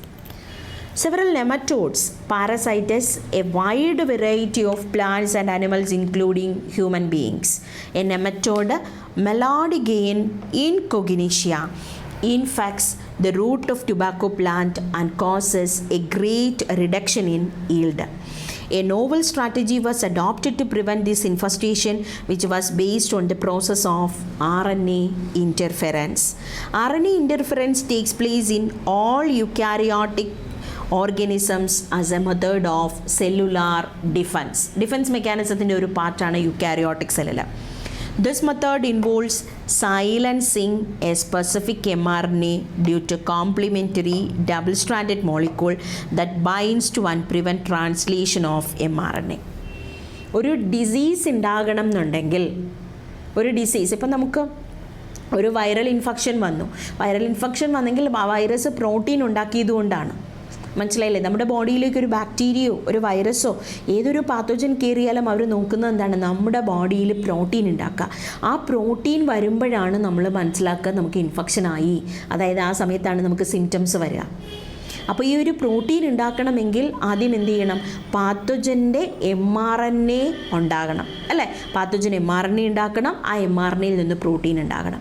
ഇവിടെ ചെയ്യുന്ന ഒരു മെത്തേഡ് mRNA സൈലൻസ്ഡ് ആക്കുന്നു. mRNA ഉണ്ടായിക്കോട്ടെ, mRNA സൈലൻസ് ചെയ്യുന്നു. അതായത് translational regulation of gene expression ആണ്. mRNA ഇനാക്റ്റീവ് ആക്കി കളയുക ചെയ്യുന്നത്. That is called mRNA silencing or RNA interference. The source of the complementary double-stranded RNA could be infection from a virus or mobile genetic elements. ട്രാൻസ്പോസൻസ് എന്നാണ് പറയുക, അല്ലെങ്കിൽ അവർക്ക് മറ്റൊരു പേര് ജമ്പിങ് ജീൻസ് എന്ന് പറയും. Jumping genes. Using agrobacterium vectors, nematode-specific genes were introduced into the host plant. The introduction of DNA was such that it produced both sense and antisense RNA. Normally നമ്മൾ non coding സ്ട്രാൻഡിൽ നിന്നും മാത്രമാണ് RNA ഉണ്ടാവുക. ഇവിടെ കോഡിങ്ങിൽ നിന്നും non കോഡിങ്ങിൽ നിന്നും RNA ഉണ്ടാകുന്ന രീതിയിൽ അതിനെ മോഡിഫൈ ചെയ്യുന്നു. ഓക്കെ, അപ്പോൾ ശരിക്കും പറഞ്ഞാൽ ഈ ഒരു പ്രോസസ്സ് ഡീറ്റെയിൽഡായിട്ട് NCERT പറഞ്ഞിട്ടില്ല എങ്ങനെയാണ് എന്നുള്ളത്.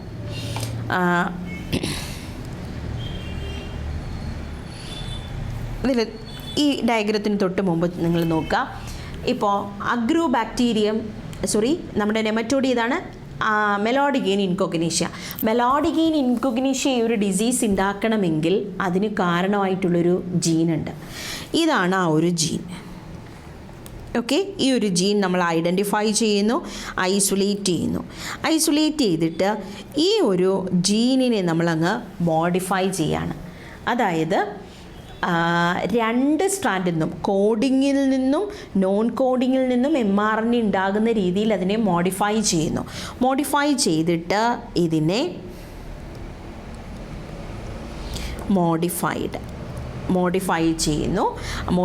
ചെയ്തിട്ട് വിത്ത് the help of agrobacterium vectors, അതായത് TI പ്ലാസ്മിഡിൻ്റെ ഹെൽപ്പോടുകൂടി ഇതിനെ നേരെ എവിടേക്ക് കൊടുക്കുകയാണ്?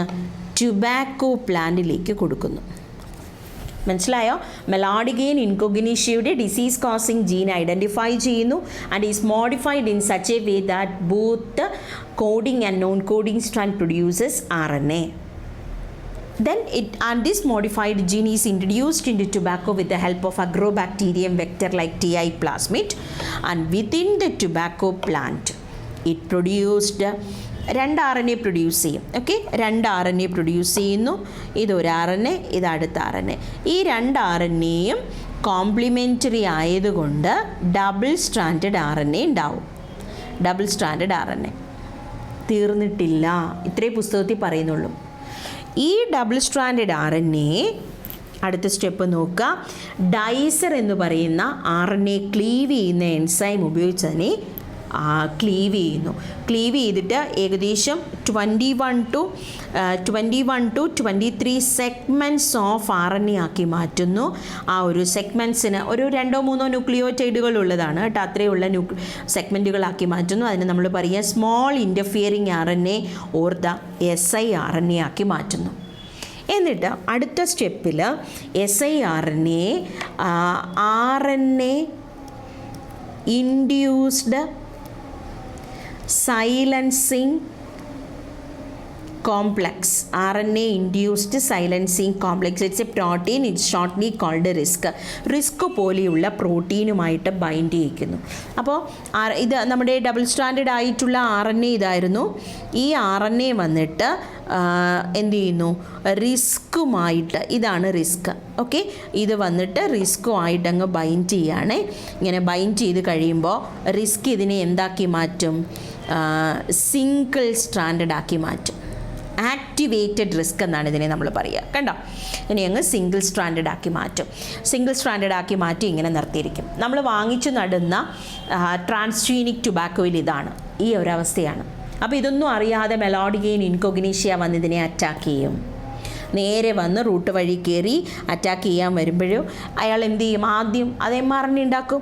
ആ ഒരു mRNAയും ഈ ഒരു mRNAയും ഇതാണ് ഇയാൾ പ്രൊഡ്യൂസ് ചെയ്തിട്ടുള്ള, നമ്മുടെ റിയൽ ആയിട്ടുള്ള നെമറ്റോഡ് പ്രൊഡ്യൂസ് ചെയ്ത mRNA.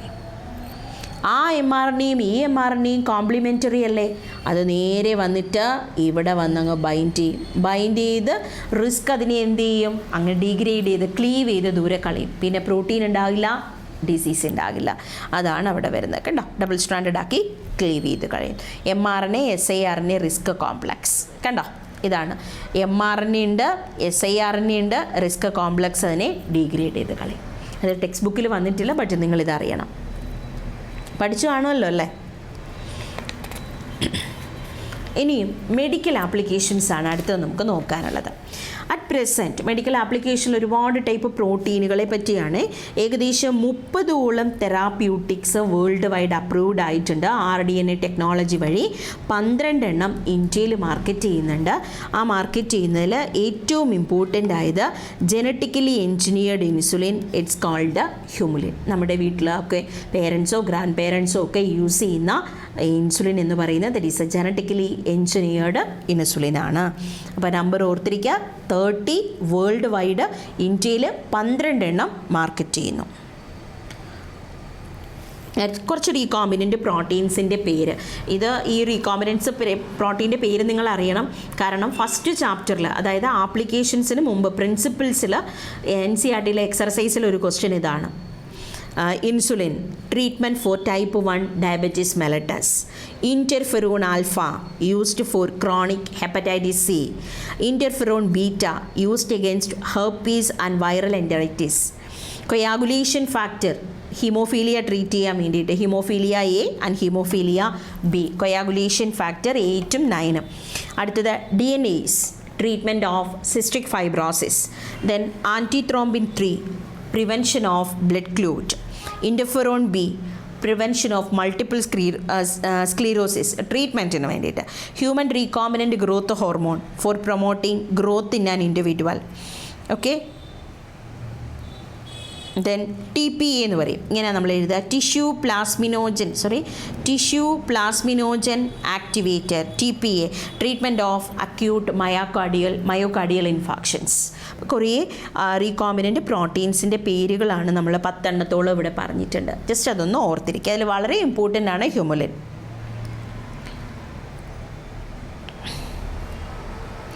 Genetically engineered insulin. ആ ജനറ്റിക്കലി എൻജിനീയർഡ് ഇൻസുലിനെ നമ്മൾ പറയുന്ന പേര് ഹ്യൂമുലിൻ എന്നാണ് പറയുക. Genetically engineered insulin, it's called Humulin. Insulin used for diabetes was earlier extracted from the pancreas of slaughtered cattle and pig. പണ്ട് കാലത്ത് അനിമൽ ഇൻസുലിൻ ആയിരുന്നു മെഡിസിനൽ പർപ്പസിന് വേണ്ടി നമ്മൾ ഉപയോഗിച്ചിരുന്നത്. സ്ലാറ്റേർഡ് പിഗും കാറ്റിലിൻ്റെയൊക്കെ ബോഡിയിൽ നിന്ന് കിട്ടുന്നത്. Insulin from an animal source do cause some patients to develop allergy or hypersensitivity and other type of reactions to the foreign protein.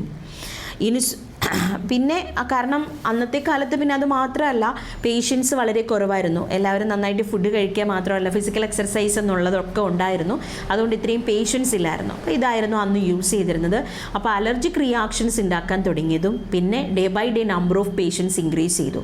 ഇവർക്കൊക്കെ ഇൻസുലിൻ കൊടുക്കണമെങ്കിൽ മറ്റൊരു മെത്തേഡ് കണ്ടെത്തേണ്ടി വന്നു. ആ ടൈമിലാണ് RDNA ടെക്നോളജി വഴി നമ്മൾ ഹ്യൂമുലിൻ ഡെവലപ്പ് ചെയ്തെടുക്കുന്നത്. ആദ്യം നമുക്ക് ഇൻസുലിനെ പറ്റി നോക്കാം. ഇൻസുലിൻ നമുക്കറിയാം പാങ്ക്രിയാസ് മിക്സോക്രൈൻ ഗ്ലാൻഡാണ്. ഒരു എൻഡോക്രൈൻ പോർഷനും എക്സോക്രൈൻ പോർഷനുമുണ്ട്. എൻഡോക്രൈൻ പോർഷനിൽ islets of Langerhans alpha and beta cells produces 2 type of hormones, insulin and glucagon. They coordinate the glucose metabolism in our body. അല്ലേ?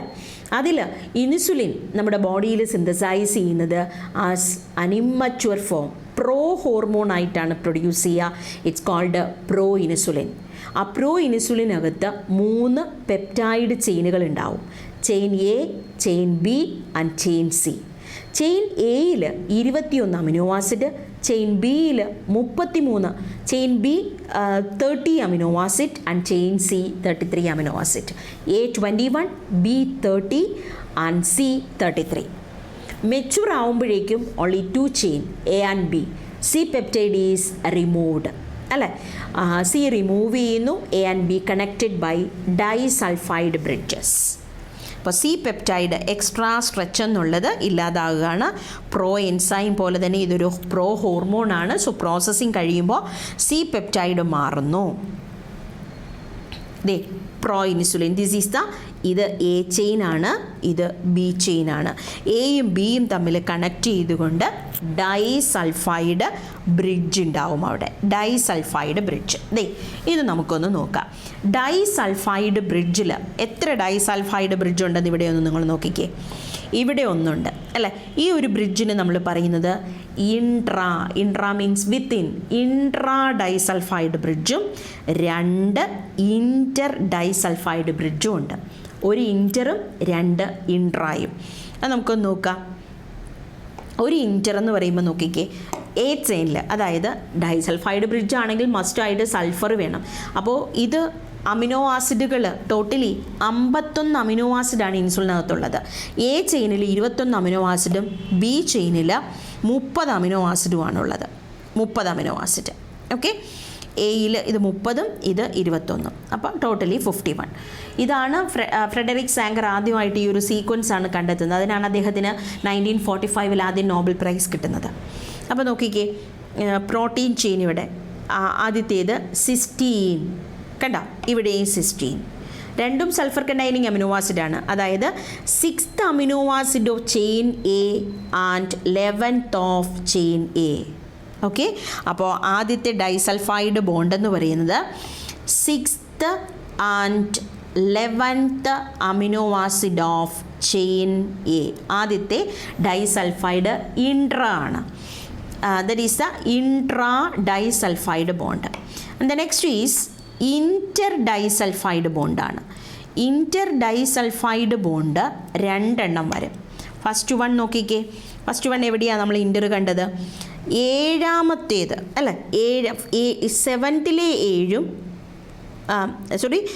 എയിലെ 7ഉം ബിയിലെ 7ഉം. 7th of A and 7th of B.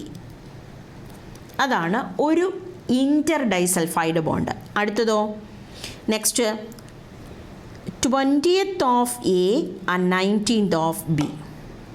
20th of A and 19th amino acid of B. അതുകൂടി ഒന്ന് അറിഞ്ഞിരിക്കണം. Extra ആണ്, അത് അറിയാതെ പോകരുത്. നമുക്ക് ഈ 3 ബോണ്ട് ഉള്ളത് കൊണ്ട് അത് അറിഞ്ഞിരിക്കുക തന്നെ വേണം. ക്ലിയർ ആണല്ലോ? The main challenge for the production of insulin using rDNA technique was getting insulin assembled into mature form. ഇത് രണ്ടും കൂടി ചേർത്ത് എയും ബിയും ചേർത്ത് എങ്ങനെ ഉണ്ടാക്കും എന്നുള്ളതായിരുന്നു ഒരു വലിയ problem.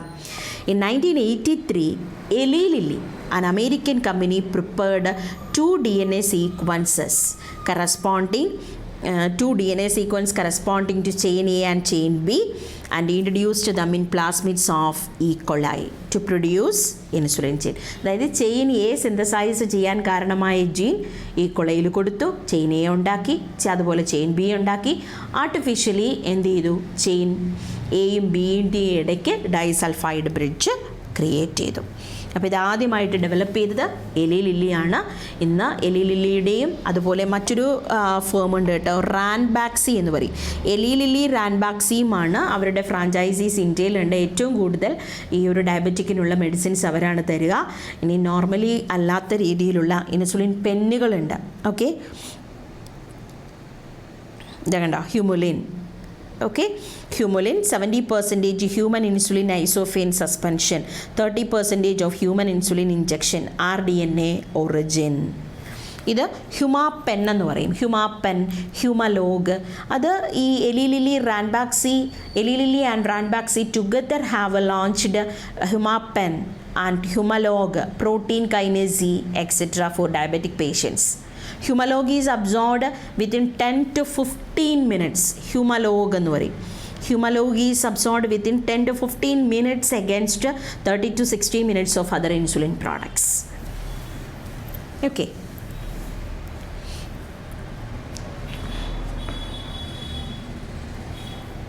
Next is gene therapy. If a person is born with a hereditary disease, can a corrective therapy be taken for such a disease? Gene therapy is an attempt to do this. Gene therapy is a collection of methods that allows the correction of a gene defect that has been diagnosed in a child or embryo.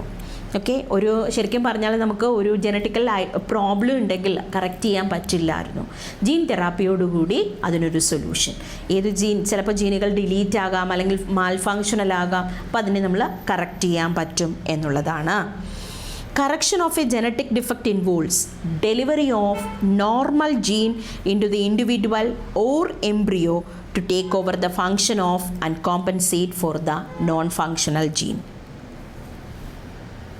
The first clinical gene therapy was given in 1990 to a 4-year-old girl. അതിൻ്റെ പേര് അശാന്തി ഡിസിൽവ, അതായിരുന്നു ആ കുട്ടിയുടെ പേര്. Still alive. Okay, വിത്ത് adenosine ഡീഅമിനേസ് deficiency. അപ്പോൾ നമുക്ക് ആ ADA എന്താണെന്നൊന്ന് അറിയണം. എന്താണ് അഡിനോസിൻ ഡീഅമിനേസ്? പ്യൂരിൻ മെറ്റബോളിസം നടക്കുമ്പോൾ, ഓക്കെ, പ്യൂരിൻ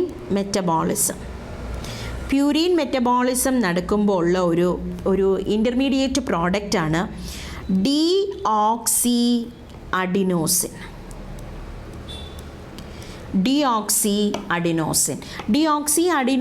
കൺവേർട്ട് ചെയ്ത് യൂറിക് ആസിഡായിട്ട് മാറണം.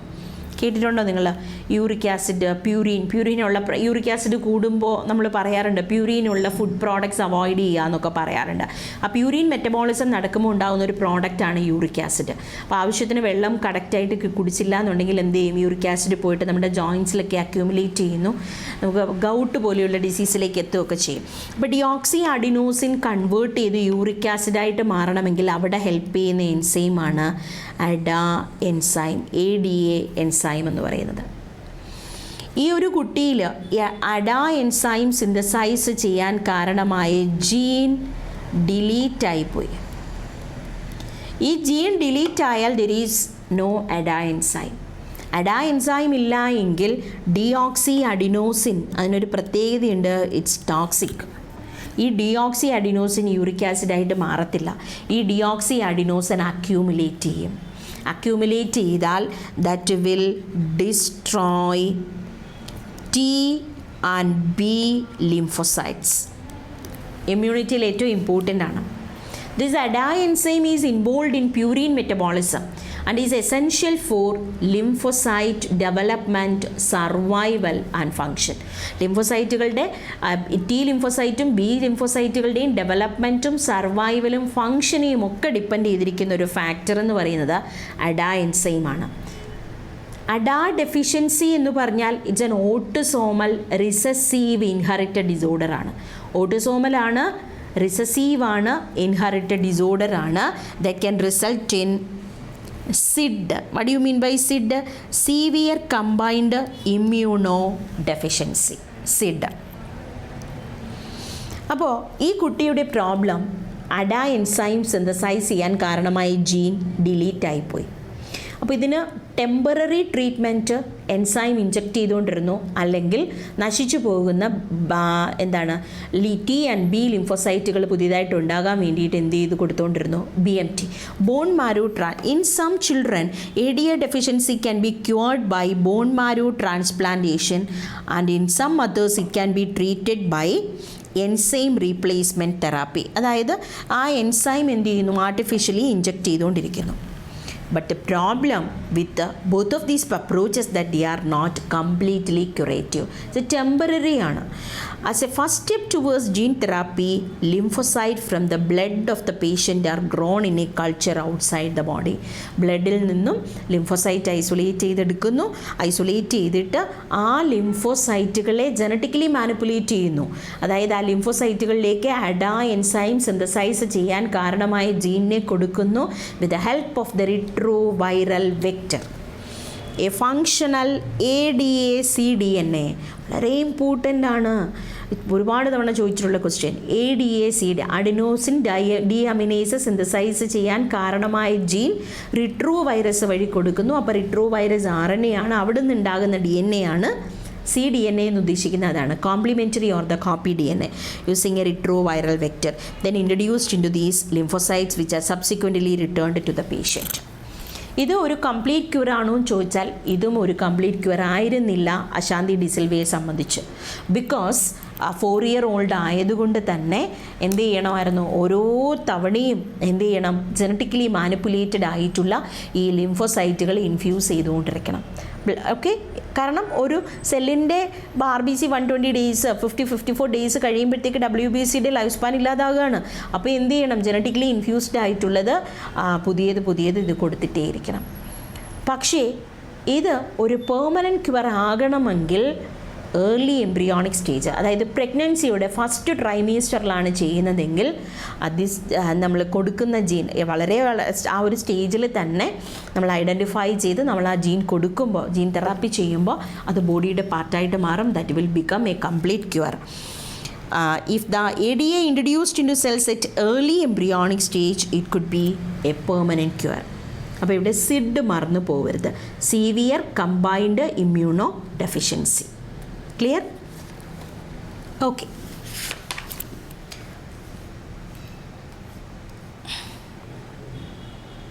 ജീൻ തെറാപ്പി ഓക്കെ, ആ ഒരു ഡയഗ്രത്തിലെല്ലാം കൊടുത്തിട്ടുണ്ട്. ഡിസാംഡ് റിട്രോ വൈറസ് ഉപയോഗിച്ചിട്ട് കൊടുക്കുന്നത്, ബോഡിയിലേക്ക് തിരിച്ചു കൊടുക്കുന്നത്. Molecular diagnosis. നമ്മുടെ കൺവെൻഷണൽ ഡയഗ്നോസിസ് എന്ന് പറയുമ്പോൾ നമുക്കിപ്പോൾ പനി വന്നു അല്ലേ, നമുക്കൊരു വൈറൽ ഇൻഫെക്ഷൻ, ഇപ്പോൾ ക്ലാസ്സിലിരിക്കുമ്പോൾ ഒരാൾക്ക് ഒരു വൈറൽ ഫീവറൊക്കെ വന്നു കഴിഞ്ഞാൽ ഒരുപാട് പേർക്ക് സ്പ്രെഡ് ചെയ്യാറുണ്ട്. കോമൺ കോൾഡ് ആണെങ്കിലും അതെ. അപ്പോൾ നമുക്ക് നമ്മൾ ഒരടുത്തിരുന്നു, പക്ഷെ നമ്മൾ അറിയുന്നില്ല വന്നിട്ടുണ്ടോ ഇല്ലയോ എന്നുള്ളത്. അറിയണമെങ്കിൽ 2-3 ദിവസം കഴിയുമ്പോൾ നമുക്ക് പതിയെ സിംറ്റം വരും അല്ലേ. സിംറ്റം വന്ന് പിന്നെ നമ്മൾ ഡോക്ടറെ അടുത്ത് പോയി, ടോക്കൺ എടുത്ത് അവിടെ കാത്തു നിന്ന് പിന്നെ ഡോക്ടർ ചെക്ക് ചെയ്തു, അത് കൺഫേം ചെയ്യാൻ വേണ്ടി സെറമോ യൂറിനോ അനാലിസിസൊക്കെ കഴിയുന്നു. നമ്മൾ മെഡിസിൻ എടുക്കുമ്പോൾ ഒരവസ്ഥയെത്തും അല്ലേ. ഇവിടെ പറയുന്നത് വളരെ നേരത്തെ തന്നെ നമുക്ക് ഡിസീസ് കണ്ടെത്താൻ പറ്റും. അതാണ് നമ്മൾ ഈ കോവിഡ് ടൈമിൽ യൂസ് ചെയ്ത RT-PCR അല്ലേ, real time PCR or reverse transcriptase എന്നുള്ളതാണ്. നോക്കാം. You know that for effective treatment of a disease, early diagnosis and understanding of its pathophysiology is very important. നിങ്ങളൊക്കെ ഈ ഒരു പ്രൊഫഷനിലേക്ക് പോകാൻ ആഗ്രഹിക്കുന്നവരാണ്. ഒരു ഡോക്ടറെ സംബന്ധിച്ച് ഏറ്റവും ഇമ്പോർട്ടൻ്റ് ആയിട്ട് ചെയ്യേണ്ട ഒരു കാര്യമാണ്, ഒരു പേഷ്യൻ്റ് മുമ്പിലിരിക്കുമ്പോൾ എന്താണ് പ്രോബ്ലം എന്ന് കറക്റ്റായിട്ട് ഡയഗ്നോസ് ചെയ്യുക. Okay, that is very important. അല്ലാതെ മെഡിസിൻ കൊടുത്ത് ഒന്ന് കഴിച്ചു നോക്ക്, കുറഞ്ഞില്ലെങ്കിൽ പിന്നെ നമുക്ക് ചെയ്യാം എന്നുള്ളതല്ല. എന്താണ് ആക്യുറേറ്റ് ആയിട്ടുള്ള ആ ഒരു റീസൺ, ഓക്കെ, എന്ത് ഇൻഫെക്ഷൻസ് എന്തെങ്കിലും ആണോ എന്ന് കറക്റ്റ്. സോ അത് വളരെ പെട്ടെന്ന് തന്നെ അത് കണ്ടെത്തുക എന്നുള്ളത് that is important. Early diagnosis and understanding of its pathophysiology is very important. Using conventional methods, serum and urine analysis, early detection is not possible. അവിടെ നമുക്ക് ഏർലി ഡിറ്റക്ഷന് വേണ്ടി ഉപയോഗിക്കുന്ന മെത്തേഡ് ഏതാണ്? Recombinant DNA technology, PCR, ELISA are some of the techniques that serve the purpose of early diagnosis. Presence of a pathogen, bacteria or virus or etc. is normally suspected only when the pathogen has produced a disease symptom. By this time, the concentration of the pathogen is already very high in the body. ഒരു virus നമ്മുടെ ബോഡിയിൽ കയറി കഴിഞ്ഞാൽ ആദ്യം നോക്കുക, multiply ചെയ്യുക. അതിനാണ് നമ്മൾ ആ ഇൻക്യുബേഷൻ പീരീഡ് എന്ന് പറയാം. മൾട്ടിപ്ലൈ ചെയ്തിട്ടാണ് അവർ ജീൻ എക്സ്പ്രസ് ചെയ്യുക. However, very low concentration of a bacteria or virus at a time when the symptoms of the disease are not yet visible can be detected by amplification of their nucleic acid by PCR. അതാണ് നമ്മൾ Covid early detection RT-PCR ചെയ്തത്. ഇപ്പോൾ ഒരു ക്രൗഡിൽ നമ്മളിരുന്നു, അവിടെ ഒരാൾക്ക് Covid ഉണ്ടെന്ന് അറിഞ്ഞു കഴിഞ്ഞാൽ നമ്മൾ പെട്ടെന്ന് എന്ത് ചെയ്യുന്നു? RT-PCR നമ്മുടെ ബോഡിയിലേക്ക് ആ വൈറസ് എത്തിയിട്ടുണ്ടോ. പിന്നെ നമുക്ക് ശരിക്കും ആൻറ്റിജൻ ടെസ്റ്റൊക്കെ ചെയ്ത് റിസൾട്ട് കിട്ടണമെന്നുണ്ടെങ്കിൽ 7 days കഴിയണം. അതായത് വൈറസിൻ്റെ ഇൻക്യുബേഷൻ പീരീഡ് കഴിഞ്ഞ് അവർ പ്രോട്ടീൻ പ്രൊഡ്യൂസ് ചെയ്യുമ്പോഴാണ് നമുക്ക് ആൻറ്റിജൻ ടെസ്റ്റിൽ റിസൾട്ട് കിട്ടും. സോ വളരെ പെട്ടെന്ന് തന്നെ നമുക്ക് ഡയഗ്നോസ് ചെയ്യാനായിട്ട് പറ്റും. PCR is now routinely used to detect HIV in suspected AIDS patients. It's used to detect mutations in genes in suspected cancer patients too. It's a powerful technique to identify many other diseases. ക്യാൻസറിൻ്റെ കേസിൽ നമുക്കറിയാം നമ്മുടെ എല്ലാം ബോഡിയിൽ proto oncogene ഉണ്ട്. ഈ proto oncogene ഇനാക്റ്റീവാണ്. ഈ proto oncogene mutated ആയിട്ട് ഓങ്കോജീനായിട്ട് മാറണം. ഓങ്കോജീനായിട്ട് മാറണം എന്നുണ്ടെങ്കിൽ അവിടെ മ്യൂട്ടേഷൻ നടക്കണം. അപ്പോഴാണ് നമുക്ക് ഡിസീസ് വരിക. നമ്മളൊന്ന് ടെസ്റ്റ് ചെയ്യുകയാണ്. ഇപ്പോൾ ഇങ്ങനെ ഒരു മ്യൂട്ടേഷൻ നടന്നിട്ടുണ്ടോ, പ്രോട്ടോ ഓങ്കോജീനായിട്ട് മാറിയിട്ടുണ്ടോ എന്ന് നമുക്ക് ടെസ്റ്റ് ചെയ്യാം. എങ്ങനെ ടെസ്റ്റ് ചെയ്യാനായിട്ട് പറ്റും? ആ ടെസ്റ്റ് ചെയ്യണമെന്നുണ്ടെങ്കിൽ ആദ്യം എന്ത് ചെയ്യുന്നു? നമ്മുടെ ബോഡിയിൽ നിന്നും സെൽസ് എടുക്കുന്നു, DNA ഐസൊലേറ്റ് ചെയ്യുന്നു, റെസ്ട്രിക്ഷൻ എൻഡോന്യൂക്ലിയസ് ഉപയോഗിച്ചിട്ട് ക്ലീവ് ചെയ്യുന്നു, ജെൽ ഇലക്ട്രോഫോറസിസ് വഴി സെപ്പറേറ്റ് ചെയ്യുന്നു. സെപ്പറേറ്റ് ചെയ്തിട്ട് NaOH കൊടുത്ത് സിംഗിൾ സ്ട്രാൻഡഡ് ആക്കും. ഓക്കെ, അപ്പോൾ അതുവരെയുള്ളത് നമുക്ക് സിംഗിൾ സ്ട്രാൻഡഡ് ആക്കി വെച്ചു. ഇത് നമ്മൾ ഇലക്ട്രോഫോററ്റിക് പ്ലേറ്റ് ആണ്. ഇലക്ട്രോഫോററ്റിക് പ്ലേറ്റിൽ വെച്ചിട്ട് സെപ്പറേഷൻ നടന്നു.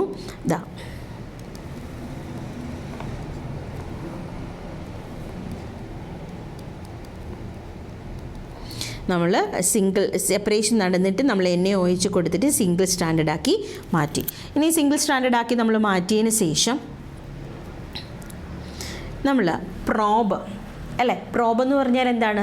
പ്രോബ് സിംഗിൾ സ്റ്റാൻഡേർഡ് ആണ്, ആർട്ടിഫിഷ്യലി സിന്തസൈസ്ഡ് ആണ്, റേഡിയോ ആക്ടിവിറ്റി ഉണ്ട്.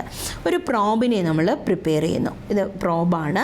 ആ പ്രോട്ടോ ഓങ്കോജീനിൻ്റെ പ്രോബിനെ നമ്മൾ പ്രിപ്പയർ ചെയ്തു. ആർട്ടിഫിഷ്യലി സിന്തസൈസ്ഡ് ആണ്, സിംഗിൾ സ്റ്റാൻഡേർഡ് ആണ്, റേഡിയോ ആക്ടിവിറ്റി ഉണ്ട്. ഈ പ്രോബിനെ ഇവിടേക്ക് ഹൈബ്രിഡൈസ് ചെയ്യും. അപ്പോൾ ഈ പ്രോബ് പോയി നോക്കുന്നത് എന്താ?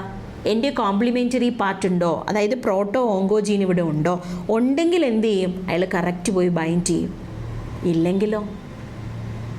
ഇല്ലാതെ വരിക എന്ന് പറഞ്ഞാൽ അതിനർത്ഥം എന്താ? മ്യൂട്ടേഷൻ നടന്നു അല്ലേ? ബൈൻഡ് ചെയ്യത്തില്ല. ബൈൻഡ് ചെയ്തില്ല എന്നുണ്ടെങ്കിൽ ഫോട്ടോഗ്രാഫിക് പ്ലേറ്റിൽ നമുക്ക് കാണാനായിട്ട് പറ്റില്ല. അതാണ് ചെയ്യുക.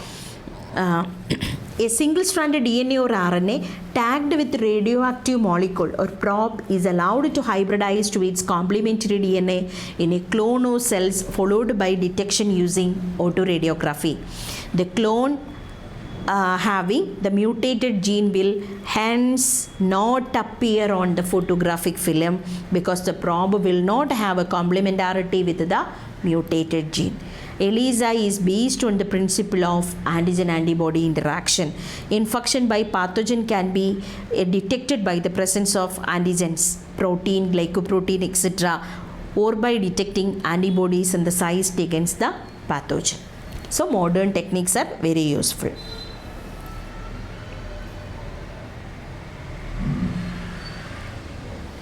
Next, transgenic animals. Animals that have had their DNA manipulated to possess and express an extra gene. Okay, ഉണ്ടായാൽ പോരാ. ഫോറിൻ ജീൻ നമ്മൾ പറയുന്ന മറ്റൊരു ടേമാണ് ട്രാൻസ്ജീൻ. ഈ ട്രാൻസ്ജീൻ ഉണ്ടായാൽ മാത്രം പോരാ, ട്രാൻസ്ജീൻ എക്സ്പ്രസ് ചെയ്യുകയും കൂടി വേണം. ഇപ്പോൾ ഒരു ട്രാൻസ്ജീൻ എക്സാമ്പിൾ നമ്മൾ പറഞ്ഞാൽ fluorescent protein, green fluorescent protein produce ചെയ്യുന്ന ജീൻ, ദിസ് ഈസ് എ ട്രാൻസ്ജീൻ. ഇത് നമ്മൾ മങ്കിയിലേക്ക് കൊടുക്കുന്നു, അല്ലെങ്കിൽ ഇവിടെ മൈസിലേക്ക് കൊടുത്തിരിക്കുന്നു. അങ്ങനെ മങ്കിയിലേക്ക് കൊടുത്തിട്ട് അങ്ങനെ കിട്ടിയ മങ്കിയാണ് ANDi, ANDI. Here I means inserted, DNA inserted. ഏത് DNA കൊടുത്തത്? GFP ജീനാണ് കൊടുത്തിരിക്കുന്നത്, ജെല്ലി ഫിഷ്. ഓക്കെ, അപ്പോൾ transgenic rats, rabbits, pig, sheep, cow and fish have been produced, although over 99% of all existing transgenic animals are mice. ഇപ്പോൾ ഒരുപാട് ശരിക്കും transgenic animals ശരിക്കും experiments വഴി ഒരുപാട് സഫർ ചെയ്യുന്നുണ്ട് കേട്ടോ. അവരുടെ ബയോ എത്തിക്സ് പറയുമ്പോൾ നമ്മളത് പറയുന്നുണ്ട്. ഇനി ഇവരെ കൊണ്ടുള്ള യൂസസ് എന്തൊക്കെയാണ്? Normal physiology and development.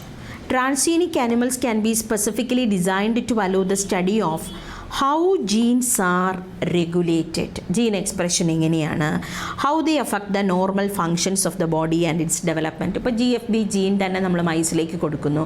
ഈ ജീൻ എങ്ങനെ കൺട്രോൾഡ് ആകുന്നു, നോർമൽ ബോഡി ഫങ്ഷൻസിനെ എങ്ങനെ അഫക്റ്റ് ചെയ്യുന്നു എന്നൊക്കെ നമുക്ക് മനസ്സിലാക്കാൻ പറ്റും. Example, study of complex factors involve in growth such as insulin like A factor by introducing genes from other species that alter the formation of this factor and studying the biological effect and that result information is obtained about the biological role. അപ്പോൾ ഒരു particular product അല്ലെങ്കിൽ ഒരു protein എങ്ങനെയാണ് ബോഡിയിൽ function ചെയ്യുക അതൊക്കെ മനസ്സിലാക്കാൻ വേണ്ടിയിട്ട് യൂസ് ചെയ്യാം.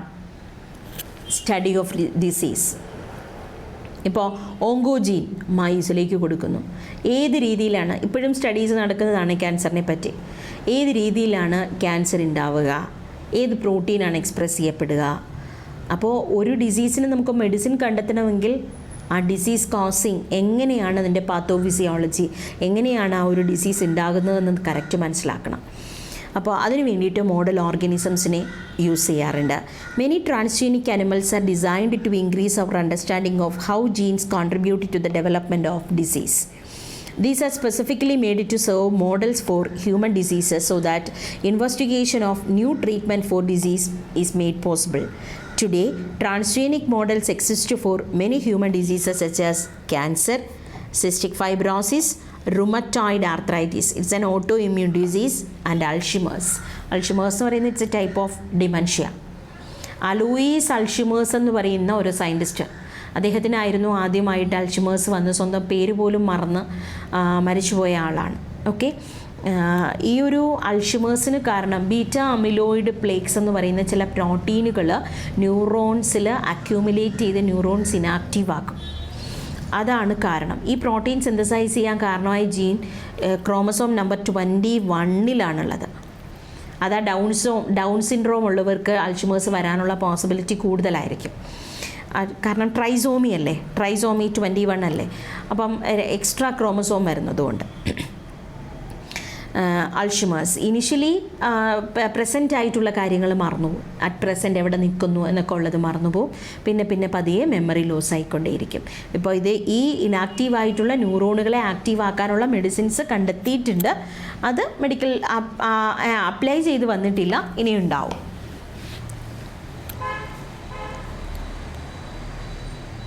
Biological products very important. ഇവിടുന്ന് ഒരുപാട് ക്വസ്റ്റ്യൻസ് ചോദിച്ചിട്ടുണ്ട്. Medicines required to treat certain human diseases can made a biological product but such products are often expensive to make. Transgenic animals that produce useful biological products can be created by the introduction of the portion of DNA or gene which code for a particular product such as human protein alpha-1 antitrypsin used to treat emphysema. Emphysema is a respiratory disorder. ഇനി അതുപോലെ തന്നെ phenylketonuria, cystic fibrosis ഇതൊക്കെ treat ചെയ്യാനുള്ള proteins ഉണ്ടാക്കിയെടുക്കുന്നുണ്ട്. And this is very important. 1997 the first transgenic cow named Rosie produced human protein enriched milk. Which protein? Human alpha lactalbumin എന്ന് പറയുന്ന protein. 1 liter of milk contained 2.4 gram of protein. Okay, Rosie 1997 first transgenic cow. Alpha lactalbumin 2.4 gram protein per liter of milk. Vaccine safety. ഒരു vaccine ഉണ്ടാക്കി കഴിഞ്ഞാൽ ആദ്യം അത് മൈസിൽ test ചെയ്യും. മൈസിൽ നോക്കിയിട്ട് okay ആണെങ്കിൽ നെക്സ്റ്റ് മങ്കിയിൽ നോക്കിയിട്ട് റിലയബിൾ ആണെങ്കിലാണ് ഹ്യൂമനിൽ ടെസ്റ്റ് ചെയ്യുക. Transgenic mice are being developed for use in testing the safety of vaccines before they are used in humans. Transgenic mice are being used to test the safety of polio vaccine. If successful and found to be reliable, they could replace the use of monkey to test the safety of batches of the vaccine. മങ്കിയിൽ കഴിഞ്ഞിട്ടാണ് human ബീയിങ്സിൽ നോക്കുക. Chemical safety testing. This is known as toxicity or safety testing. The procedure is same as that is used for testing the toxicity of drugs. Transgenic animals are made that carry genes which make them more sensitive to toxic substances than non-transgenic animals. They are then exposed to toxic substances and the effects studied. Toxicity testing in animals will allow us to obtain result in less time. Ethical issues.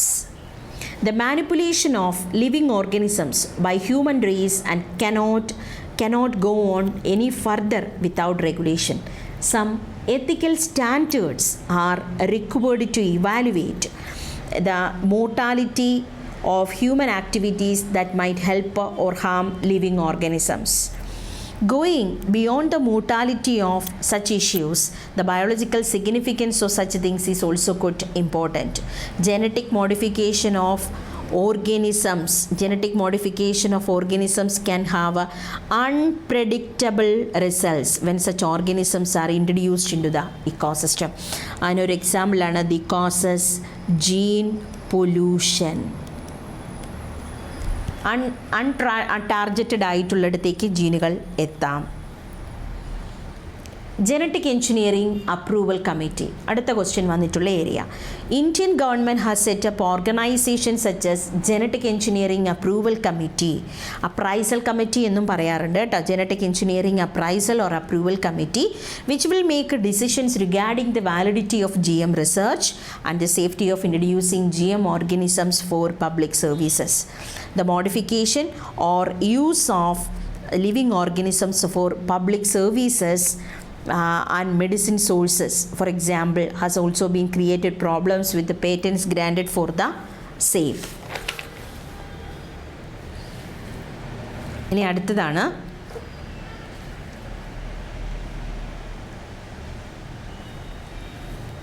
biopatent. Rice is an important food grain, the presence of which goes back thousands of years in Asia's agricultural history.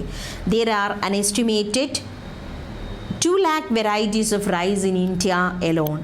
The diversity of rice in India is one of the richest in the world.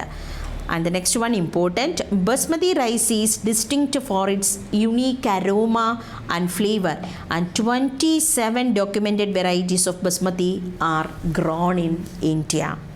There is a reference to basmati in ancient text, folklore and poetry as it has been grown for centuries.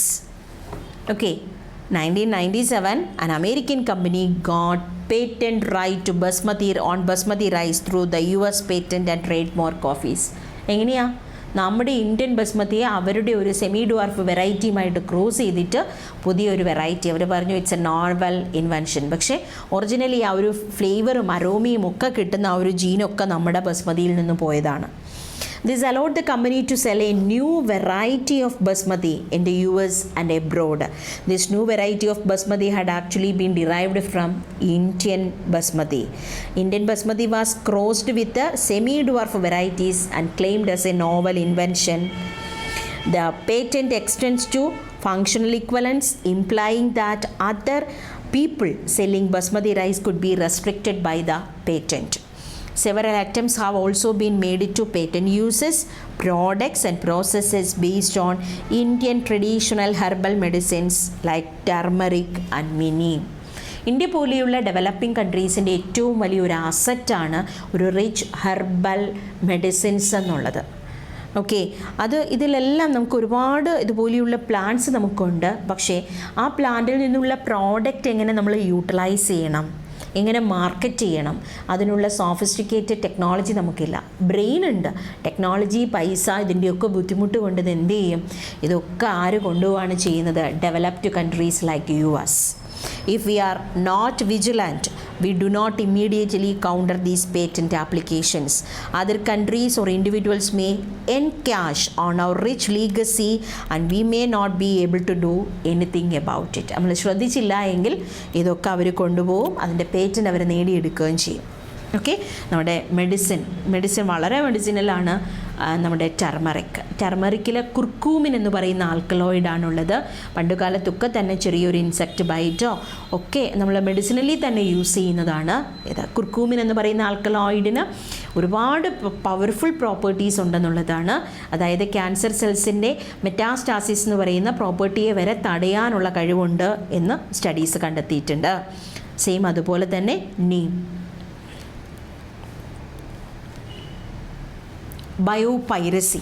ബയോപൈറസി is the term. ഇത് ഒരു തവണ ഇങ്ങനെ തന്നെ സ്റ്റേറ്റ്മെൻറ്റിൽ വന്നിട്ട് ചോദിച്ചിരുന്ന question ആണ്. To refer the use of bio resources by multinational companies and other organisations without proper authorisation from the countries and people concerned without compensatory payment. Most of the industrialized nations are rich financially but poor in biodiversity and traditional knowledge.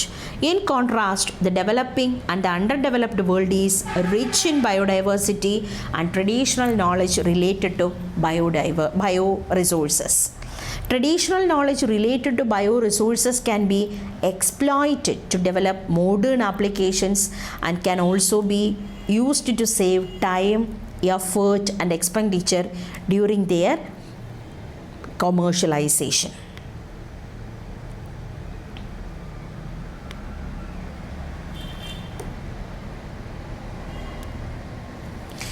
ഇത് കണ്ടോ, ബ്രസീൻ എന്ന് പറയുന്ന ഒരു പ്രോട്ടീനാണിത്. ബ്രസീൻ എന്ന് പറയുന്ന protein west ആഫ്രിക്കയിൽ വളരുന്ന ഒരു പ്ലാന്റിൻ്റെ ഫ്രൂട്ടാണ് കേട്ടോ. ഈ ഫ്രൂട്ടിന് നല്ല സ്വീറ്റ് ടേസ്റ്റാണ്. സ്വീറ്റ് ടേസ്റ്റ് എന്ന് പറഞ്ഞാൽ നമ്മുടെ ഷുഗറിനേക്കാളും 2000 മടങ്ങ് സ്വീറ്റ് ടേസ്റ്റ് കൂടുതലാണ്. അപ്പോൾ അവർ ഈ ട്രൈബൽസൊക്കെയാണ് അവരൊരു സ്വീറ്റനിങ് ഏജൻ്റായിട്ടാണ് ഇത് ഉപയോഗിക്കുക. ഇത് US വന്നു ഇത് ഫ്രൂട്ട് പ്ലാന്റ് എടുത്തു പോയി അവർ ജീനോം അനാലിസിസ് ചെയ്തു. ഏത് പ്രോട്ടീനാണ് ഇത് എന്ന് മനസ്സിലാക്കി ആ പ്രോട്ടീന് കാരണമായ ആ ജീൻ അവർ ഐസൊലേറ്റ് ചെയ്യുന്നു, അവർ യൂസ് ചെയ്യുന്നു. ഇതാണ് അണ്ടർ ഡെവലപ്ഡ് ആയിട്ടുള്ള അല്ലെങ്കിൽ ഡെവലപ്പിംഗ് കൺട്രീസിൻ്റെ ട്രഡീഷണൽ നോളജ് അവർ യൂട്ടിലൈസ് ചെയ്യുക. എന്നിട്ട് അതിൻ്റെ പേറ്റൻ്റ് അവർ നേടിയെടുക്കുന്നു. There has been a growing realization in the injustice, inadequate compensation and benefit sharing between developed and developing countries. Therefore, some nations are developing laws to prevent such unauthorized exploitation of their bioresources and traditional knowledge. The Indian Parliament has recently cleared the second amendment of Indian Patent Bill. 1972 വന്നത്. അത് 2005 2024 ഒക്കെ amend ചെയ്തിട്ടുണ്ട്. The take such issues into consideration including patent terms, emergency provisions and research and development initiative. In India, the grant of patent is governed by the Indian Patent Act and Rules 1972 ആണ് കേട്ടോ. അപ്പോൾ അത് 2005 recently 2024 amend ചെയ്തിട്ടുണ്ട്. ഇനി ഇതുകൂടി NCERT add ചെയ്തിട്ടുള്ളൊരു ടോപ്പിക്കാണ് ഹിറുഡിൻ എന്ന് പറയുന്നൊരു പ്രോട്ടീൻ. നിങ്ങൾ കേട്ടിട്ടുണ്ട് ഹിറുഡിൻ ഈസ് എ പ്രോട്ടീനാണ്. ഫങ്ഷൻസ് ആസ് അൻ ആൻറ്റികൊയാഗുലൻറ്റ് അല്ലേ. ഹിറുഡിനേറിയയുടെ ബോഡിയിൽ നിന്ന് കിട്ടുന്ന പ്രോട്ടീനാണ് ഹിറുഡിൻ എന്ന് പറയുന്നത്. ഈ ഒരു പ്രോട്ടീൻ ഇപ്പോൾ മെഡിക്കൽ പർപ്പസിൽ ഒരുപാട് മെഡിസിനൽ ആവശ്യത്തിന് ഒരുപാട് വേണം. ബിക്കോസ് ഡയാലിസിസ് ഒക്കെ നടക്കുമ്പോൾ ആ ഡയാലിസിസ് യൂണിറ്റിൽ നമ്മൾ ബ്ലഡ് ക്ലോട്ട് ചെയ്യാതിരിക്കാൻ വേണ്ടിയിട്ട് യൂസ് ചെയ്യുന്നതാണ് ഈ ഹിറുഡിൻ പ്രോട്ടീൻ. ഹെപ്പാരിൻ എന്ന് പറയും. അപ്പോൾ ഇത് ശരിക്കും ഹിറുഡിനേറിയയുടെ ബോഡിയിൽ നിന്ന് കിട്ടുന്ന പ്രോട്ടീനാണ്. ഈ പ്രോട്ടീൻ അനിമൽ പ്രോട്ടീൻ നേരെ എടുത്ത് പ്ലാന്റിലേക്ക് കൊടുക്കുകയാണ്. ബ്രാസിക്ക നേപ്പസ് എന്ന് പറയുന്ന ബ്രാസിക്കേസിയയിലെ ഒരു മെമ്പറാണ്. അതിലേക്ക് കൊടുത്തു. ഈ പ്ലാന്റിൽ ഫ്ലവർ വന്നു, ഫ്രൂട്ട് വന്നു, സീഡ് വന്നു. ഈ സീഡിൽ ഹിറുഡിൻ പ്രോട്ടീൻ ഉണ്ടായിരുന്നു. It is isolated and purified hirudin that is used as medicinal പർപ്പസിന് വേണ്ടി യൂസ് ചെയ്തു ഹിറുഡിൻ എന്ന് പറയുന്ന പ്രോട്ടീൻ. ബ്രാസിക്ക നേപ്പസ്. ഇതാണ് ഇവിടെ ബയോ എത്തിക്സ് എന്ന് പറയുന്നത്. ഒരു പ്ലാന്റിൻ്റെ ഇൻഡിവിജ്വാലിറ്റി എന്നുള്ളത് നശിപ്പിക്കുകയാണ്. ഒരു ആനിമൽ ജീൻ പ്ലാന്റിലേക്ക് കൊടുക്കുന്നു, അല്ലെങ്കിൽ തിരിച്ച് പ്ലാന്റിലെ ജീൻ ആനിമലിലേക്ക് കൊടുക്കുന്നു. ഓക്കെ, അപ്പോൾ അതൊക്കെ ആ ഒരു പ്ലാന്റിൻ ഐഡൻറ്റിറ്റി എന്നുള്ളത് ഇല്ലാതാക്കുന്നു. പിന്നെ ഈ ഒരു ബയോടെക്നോളജിക്കൽ എക്സ്പെരിമെൻറ്റ്സ് വഴി ഒരുപാട് സഫർ ചെയ്യുന്നത് അനിമൽസ്. അവരെ ഇപ്പോൾ ഒരു വളരെ ഇമ്പോർട്ടൻ്റ് ആയിട്ടുള്ള ഒരു പ്രോട്ടീനാണ് കൊടുക്കുന്നതെങ്കിൽ, പ്രോട്ടീൻ സിന്തസൈസ് ചെയ്യാൻ കാരണമായ ഒരു ജീനാണ് കൊടുക്കുന്നതെങ്കിൽ, ആ ഒരു പ്രോട്ടീൻ കിട്ടുന്ന ഒരു ഫാക്ടറി ആയിട്ട് അവരുടെ ഒരു സ്റ്റാറ്റസ് മാറുകയാണ്. അല്ലെങ്കിൽ ഒരു ഡിസീസിനെ പറ്റി സ്റ്റഡി ചെയ്യുന്നു. പിന്നെ നമ്മൾ ആ സ്റ്റഡീസിനെ പറ്റി മാത്രമേ ചിന്തിക്കുന്നുള്ളൂ, ആനിമൽസിൻ്റെ സ്റ്റാറ്റസ് എന്തെന്നുള്ളത് നോക്കുന്നില്ല. അതാണ് ബയോ എത്തിക്സിൽ വരുന്നൊരു കാര്യം. എനിവേ ഈ ഒരു പോയിൻറ്റും കൂടി വളരെ ഇമ്പോർട്ടൻ്റ് ആണ്, ഇതൂടെ നോക്കിക്കൊള്ളാം. സോ സിമ്പിളായിട്ടുള്ളൊരു ടോപ്പിക്കാണ്, ബട്ട് എനിവേ ഒരു 4 to 5 ക്വസ്റ്റ്യൻസ് നമുക്ക് എക്സ്പെക്റ്റ് ചെയ്യാൻ പറ്റുന്ന area line by line read ചെയ്യാം. Thank U.